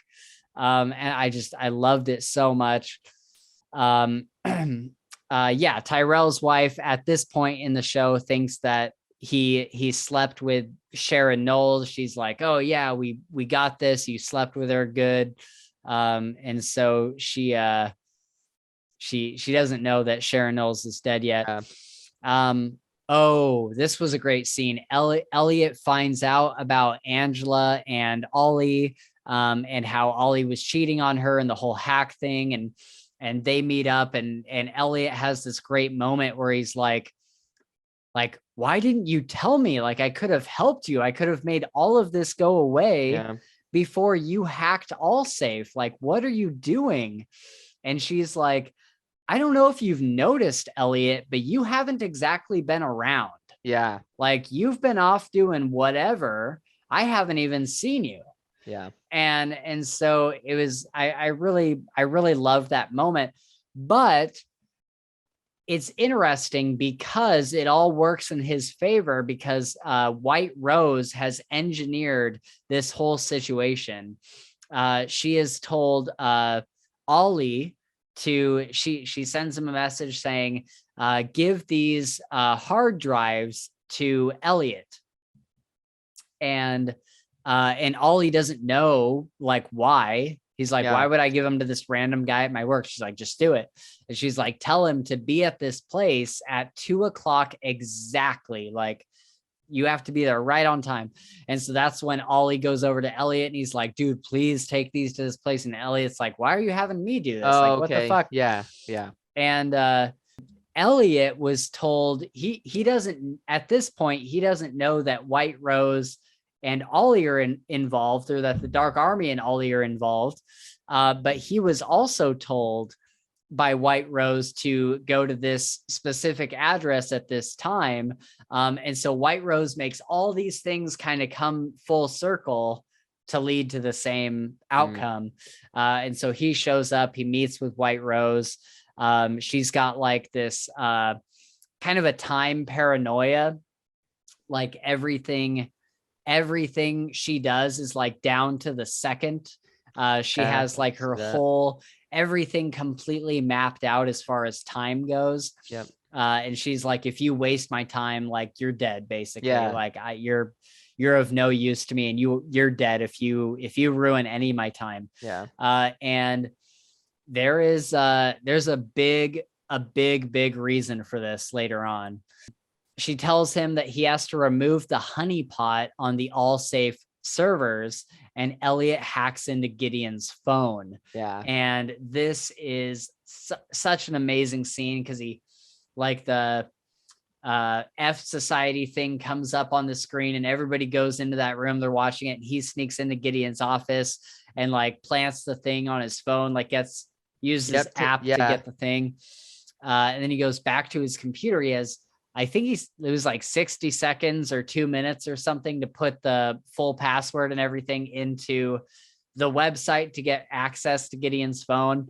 And he's like doing it, and it's getting down to the wire, and Gideon's walking towards him. And it's just like this really intense scene. Yep. And he gets it in, and then all of a sudden Gideon is there, and the screen goes down, and Gideon's like, why is all this weird shit happening around you and whatnot? And then Gideon goes away, and he brings up the screen, and it's all like plugged in and ready to go. Yep. And Elliot tells the viewers, like, I bet you didn't think I made it, did you? Like, yeah. I love that. So this is an interesting scene. We see that Tyrell is in the car with Mr. Robot, like Christian Slater. Yeah. And apparently they have some sort of deal that they've worked out in the past. But there's no Elliot. Elliot isn't there. So how, what the fuck? And so Tyrell says, "Don't you know that I know your dirty little secret? There are people close to you that wouldn't be happy to know what I know." So I think it's fair to say, like I said, we can't trust everything that we see. And so who is Mr. Robot really? Are you asking? Mm-hmm. I mean, it's Elliot, right? Yes. Yeah. So would it be safe to say that we're not actually seeing Mr. Robot in the car with We're Tyrell? seeing Elliot. Yeah. Yeah. Okay. See, that makes more sense. Yeah. I thought you were saying like, yeah, that makes more sense Yeah. for sure. And so, But which is crazy because like, so then Tyrell has to know about the split personality then. Like he has to know that the Elliot that he's been dealing with is ignorant to the yeah. stuff that which is wild to think about. And then Yep. also like you have to think, why is he keeping that secret? Like he could blow the whole thing out of the water. And so there's potential is good to this, dude. I'm telling you right now. Woo! That's how, yeah. Yeah. So that is a really, really good scene. It works on so many levels. Yeah. I really, really love that scene.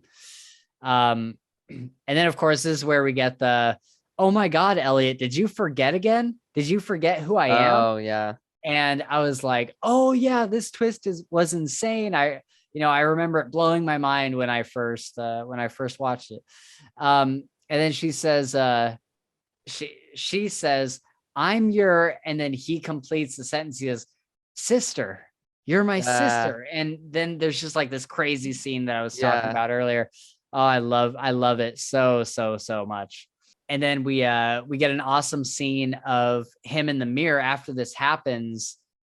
And this is before we know about Mr. Robot being his like other identity, Alter ego, yeah. And so then, yeah, this is kind of where we have absolute confirmation that we cannot trust anything that we see in Elliot's point of view. Yeah. So, and then so he's erased. Dude, do you remember the scene where he's erased all the information about him on the internet? He looks up like Elliot Alderson on Google and all the shit. There's no information whatsoever about him. So you mean that like his alter ego did it, and then Elliot was like, "Why is there nothing about me?" Or Elliot himself? I mean, obviously, I know that they're the same, but like, yeah. So there's kind of a couple different things going on, and we'll learn more in season 2. But he's kind of got the Mr. Robot alter ego, and then there's Elliot as we know him. But there was also something before Mr. Robot showed up a month ago, right? oh yeah. So like, cause Elliot was running F Society for a long time until he went into this like fugue state. Yeah. And completely forgot that F Society existed. And so there's kind of like, I wouldn't say there's like a ton of like all these different personalities, but there are like a few different like timelines of Elliot at different times in his life. Gotcha. And so yeah, like who knows? It could have been Mr. Robot. It could have been him from before or whatever, but he's erased all the information about him. But he finds one disc that has his information on it. He's going through his thing of discs and he just finds like all his discs are like labeled, like labeled like with everything that's in them. And then there's one disc that's just white. And so he's like, "Oh, this is the disc." And he pulls it up. He knows what the password is already. And he gets in there and he gets all his information. And this is where we see that Mr. Robot is his father who died. And that like he hadn't recognized up to this point, he hadn't recognized Mr. Robot as his father. And so, because before we never got any like family pictures, we Yeah. never got anything like that. So we Yep. had no idea what his dad looked like. But then once he finds this, like there's, Mr. Robot and Elliot like on a bike, like he's helping him Yeah. learn how to ride a bike and all this stuff. And so that's like this big mind-blowing moment. And you think that that's the twist, that, that Elliot was just like in this fugue state and forgot that Mr. Robot was his father, in the same way that he forgot that Darlene was his sister. Yeah. And it's an excellent way. Like the writers were so smart to put these two twists in the same episode. Yeah. Because we learn about the Darlene being his sister thing. And so we're already introduced to this idea that he forgets things. Yeah. And so then when this happens with Mr. Robot being his dad, it's believable for us as the viewer to be like, oh, okay, yeah, that checks out, because Elliot has like these Yeah. fugue states where he forgets who everybody is. And so they leave us there with us thinking that that is the big twist. And then it also kind of leads me to ask, like, how many times has this happened before? Yeah. How many times has he gone into this? Because Darlene says, like, did you forget who I am again? Did this happen again? Yeah. And so it's clear that this has happened a few other times. And then at the end of the episode, Mr. Robot shows up and says, I think we should talk. Oh, so in episode 9, we get this intro scene where we see Mr. Robot in his store, his Mr. Robot store. And this guy shows up and he's like, hey, when I came in and bought like whatever it was, like a mouse or something, he was like, your son stole $20 or something out of my wallet. And Mr. Robot's like, are you sure? And I got the vibe that he was gonna call his son in and be like, hey, did you take his money or something? Yeah. But then the guy started being a total asshole, and Mr. Robot just decides, like, you know what? No, fuck this guy. And he's like, no, like, I'm not going to check with my son. I believe you're wrong and you need to leave. You need to get out of my store. And the guy's like, I can't believe that you would let your son do this. And he's like freaking out. The guy leaves and Mr. Robot yells to the back room. He's like, come out of there. And young Elliot comes out and he's like, let me see it. And the kid hands him like $20. And Mr. Robot's looking in the newspaper. He's like, do you want to go see, I think it was like Terminator or Blade Runner or something like that. And Elliot's like, wait, why? You're not going to yell at me? Like, why are you taking me to see a movie? And Christian Slater says, even though what you did was wrong, you're still a good kid. And that guy was a prick. Sometimes that matters more. Yeah. And I was just like, that is like Mr. Robot's character completely. Oh yeah. And then it goes back to Elliot and Mr. Robot talking in real time. And he's like, or what, was it at the apartment or was it somewhere else? And Mr. Robot's like, you need to lower your voice. And Elliot says, lower my voice? You want me to lower my voice after you show up at my door 20 years after your supposed death? I think that this is a perfect fucking volume. And dude, I thought that I love that scene so much. Mr. Robot tells Elliot that, like him seeing the shrink popping their pills is part of his issue, to make him forget what they want him to forget. But what's the truth? Is he sane when he's on the pills? Is he sane when he's off them? He's obviously got some mental issues, schizophrenia or something like that. So that's just another one of those mysteries, dude, that's fun to like try and pry apart. Yeah. And that's kind of the question going forward too, is because if I remember correctly, the therapist starts like introducing the pills again, and it's like, well, is the Elliot who is on the pills the Elliot Or who started F Society, or is yeah, it like when he's off the pills that he's like this hacker genius Yeah. kind of thing? And so it kind of takes you down the rabbit hole of like, what is reality? I mean, that's really what the entire for sure. that's what the entire show is about. Like, what is real? Yeah. And so that kind of brings in another element to it. Yeah. So then we get the big reveal in this episode, like the big major twist where Elliot pushes Mr. Robot out the window of their old home, but it's actually just Elliot falling out of the window. And then we see them like hobbling to the cemetery, and Mr. Robot's like, I gotta show you something. Like, I gotta, you know what? Do you remember this scene at all? Kind of, yes. Okay, let's do this. I'm gonna do something here. Hey guys, this is Spencer doing a voiceover here from the editing room. YouTube actually copyright blocked this video. Not only copyright claimed, but copyright blocked this video when I tried to insert this clip and the one in the intro. So basically all we're doing here is just watching the graveyard scene where Elliot finds out that Mr. Robot's been in his head the whole time, and Angela and Darlene are there to kind of show him that this has all been kind of made up. And so, yeah, basically we're just watching this clip. That's really all that happens here. That's really all the context you need. So I'll kind of cut the clip here.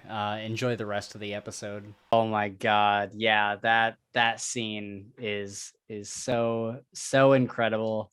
It completely like broke the internet when that happened. I believe it, when dude. first came out. I believe it. All right, so yeah, then we get Colby offers Angela a job. Doesn't he do that in like a super creepy way? Yeah, was that when she went to his house and he was like he trying to get her to like suck his dick and stuff? Oh yeah, that's another plot thread we didn't really talk about. Is she's trying to sue Evil Corp. But so she does all that, but then he shows up at her house. Oh, and makes her the offer. And he's like, I have a job for you. She's like, why would I work for you? He's like, in business, we don't care about like animosity. Like, if you're a good business person, like, we want you on our side. Yeah, like, basically. And she's like, okay. And so then Tyrell shows up at Elliot's and wants in on F Society, even though he doesn't quite understand what they're doing. Elliot takes him to the home base, and Where Is My Mind by the Pixies play in the background, which is just excellent. And so he's officially bringing Tyrell into F Society to be one of the hackers. And Tyrell says, I always knew we'd end up working together, Elliot. And yeah, this is what I was talking about, where he's like, all right. So then episode 10, any thoughts on episode 10? Yeah. So the scene between Elliot and Joanna Wellick, when they were kind of, it seemed to be like in passing, he just walked up. That was like one of the most electrifying scenes that, like, I don't know, you could just tell, like on the surface, he was, where's Tyler? And she's like, oh, he should be back soon. But in every word and sentence that they utter, you can tell that there's like this fusion bomb that's like ready to like explode, but they won't ever let it, because that's not how they roll, Right. Like they're strategically doing this while thinking, I don't know, but that was super, super intense. And it just shows like the, not tenacity is not the right word, but it shows the prowess of Joanna too. And kind of her mind is very sharp, as Tyrell's is. Yeah, for sure. Yeah. What'd you think about Angela's boss blowing his brain out on live TV? That was wild. Yeah. That was wild. And there, so just for me clarifying, so when you say Angela's boss, this is her new, or new boss where, at what?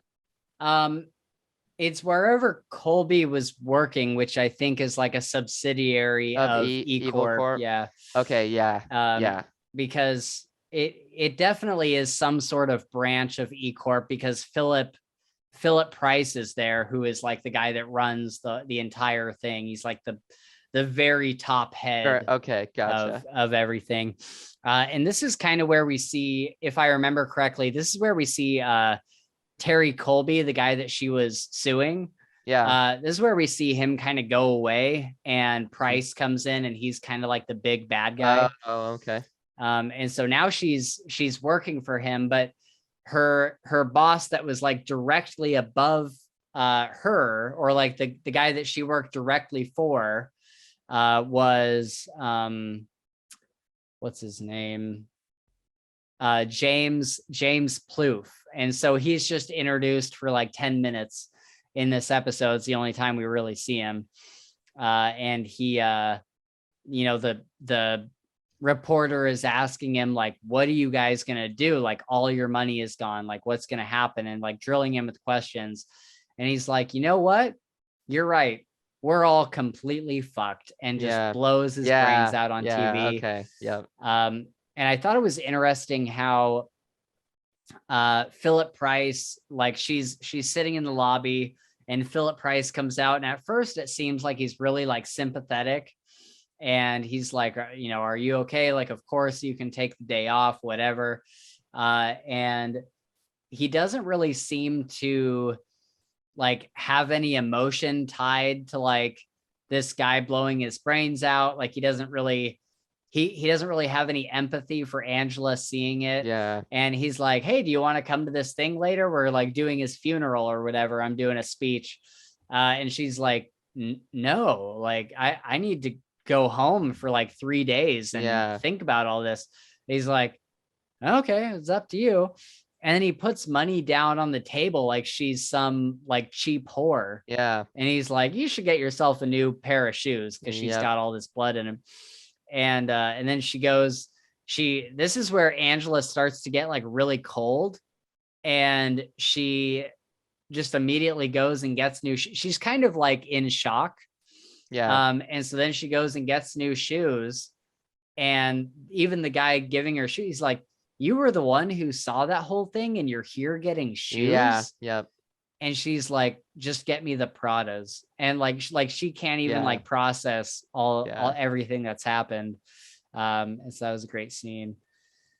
The scene with Elliot and Mr. Robot in the internet cafe was awesome, because we see in this scene that Mr. Robot can rob Elliot of all control and make him do stuff. So like when they're standing side by side, like bickering back and forth, Mr. Robot can physically take over Elliot's body and make him do things. Yeah. Like look like he's getting punched. Right. Jumping to the side really fast. Exactly. And so yeah, we kind of see what it looks like when they talk. Like Elliot has his hand like up against his throat, up against the wall, because like in his head, Mr. Robot is holding his hand up to his throat. And so that was a really cool scene. Yeah. And then we see Philip Price after he tells Angela, he's like, I'm actually kind of glad. Angela shows up at the thing later, and he says, I'm kind of glad that guy died. Like he was a piece of shit. He was really weak. And then he goes up on the podium and he's like, ladies and gentlemen, I would like to talk about our dear beloved friend who passed away today. He's like so two-faced. Yep. Just puts on like his PR face. For sure. And then I think the only other thing that I really want to mention about this episode is this big scene at the end, which is where the quote at the beginning of our podcast episode came from. Elliot is kind of having a mental breakdown. There's revolution going on in the city because this big hack went through, and they took down Evil Corp and everything, supposedly. and there's just riots in the streets, and like Mr. Robot is trying to get him, like, come on, we got to keep going, we got to make the next plan, whatever.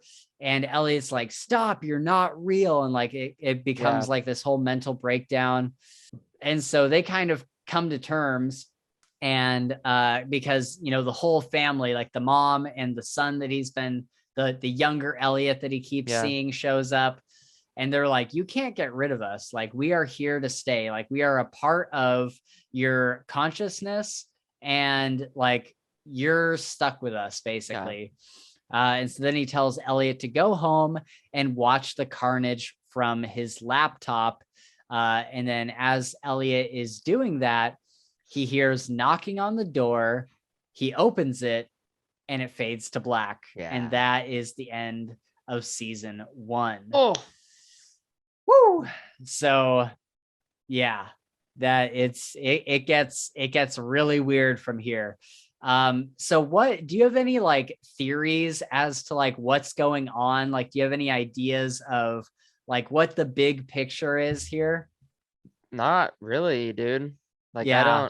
I'm afraid. I'm not afraid, but like, I really can't give very much volition to any of my ideas. Cause like, I'll have them and then I'm like, no. And then I'll have another one and I'm like, no. Or then, I don't know.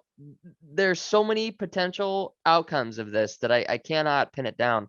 Yeah. I don't even want to try, honestly. I just want to Yeah. keep going. There was when this was going on at first, there was a lot of theories. I think there was a small section of the internet that kind of figured out that Mr. Robot wasn't real. Yeah. But all the other theories, like on the large scale when it came to this show, like I would say 99% of them were wrong. The way that this all ends up, and the way that, you know, when we find out what's really going on the big picture stage, it's I don't know how anybody could guess it. You would kind of have to guess like 3 things that all kind of intertwine To make the big one. Yeah, there's kind of a lot that's going on, and it's not like as simple as, you know, it's not as simple as like, oh, like everybody isn't real, or like everything is in Elliot's head. Like there's, because that's not really what's happening. There's a lot of different puzzle pieces that come together to kind of form like this bigger picture. And so it is definitely a very difficult series to theorize on. So I have a side note here. First of all, I would definitely go back and watch maybe 8, 9, and 10. But then as you go into season 2, pretty much right from the get-go, you're going to be like, what the fuck is going on? Confused. Yeah. And because it puts us in almost a completely different situation that we haven't seen yet. And so you're supposed to be confused. It's supposed to not make sense. Just keep going. It's another one of like Elliot's kind of mindscapes that's going on. So just keep going forward, pay attention to what you can. And for the love of God, do not fall asleep during an episode. I know. Dude, I really felt like that I had it all, but I definitely missed pieces of that. But that's okay, because like I said, I feel like it truly is a show that needs to be watched twice. Yeah, for and sure. I don't know if every season is like that, but yeah, for the most part. Yeah, I would just go forward and like pay attention to what you can. Try to remember like the major plot points, and the twists, and you're pretty much good from there. For sure. All right. Any final thoughts you'd like to leave us with? Other than I can't fucking wait. No. For to watch season 2, if that wasn't implied. Yeah, I'm super excited to keep going with it, because I've forgotten a lot of what happens. I think I remember most of what happens in season 2, but I don't think I remember like hardly any of season 3. Ah, And so I'm we really just be brand excited. new again. Yeah. Yeah. Awesome. So really excited to go forward with that. And what a great show. This Yep. show is, you know, if it's not clear, I'm a super fan of this Yeah. show. Yeah. So No, it's good, man. yeah, I'm really happy to be watching this. Listeners, like I said, we'll try to do this. I'm thinking every 2 weeks. That'll give us time to get through a season and kind of put our thoughts together. Maybe get through a season and do some rewatches if we need clarification on certain episodes and whatnot. So stay tuned for those. And that is going to wrap us up. Thank you so much for watching. And what do you guys think of season 1? What is your favorite season of Mr. Robot? Let us know down in the comments or on Twitter at Files Fantasy. Again, don't forget to help Gabe get an extra hour of daylight by hitting those like and subscribe buttons down below. If you're new to the channel because you were just looking up Mr. Robot content and found us, most of our content is actually relating to like fantasy and sci-fi books and topics. So if that's something that you're interested in, then definitely check out our back catalog of content. We have a bunch of videos going into like specific books, spoiler-free author interviews, and lots of other like spoiler-free book reviews and stuff like that. Again, thank you for watching. And until next time, which of your dead parents do you talk to in your head?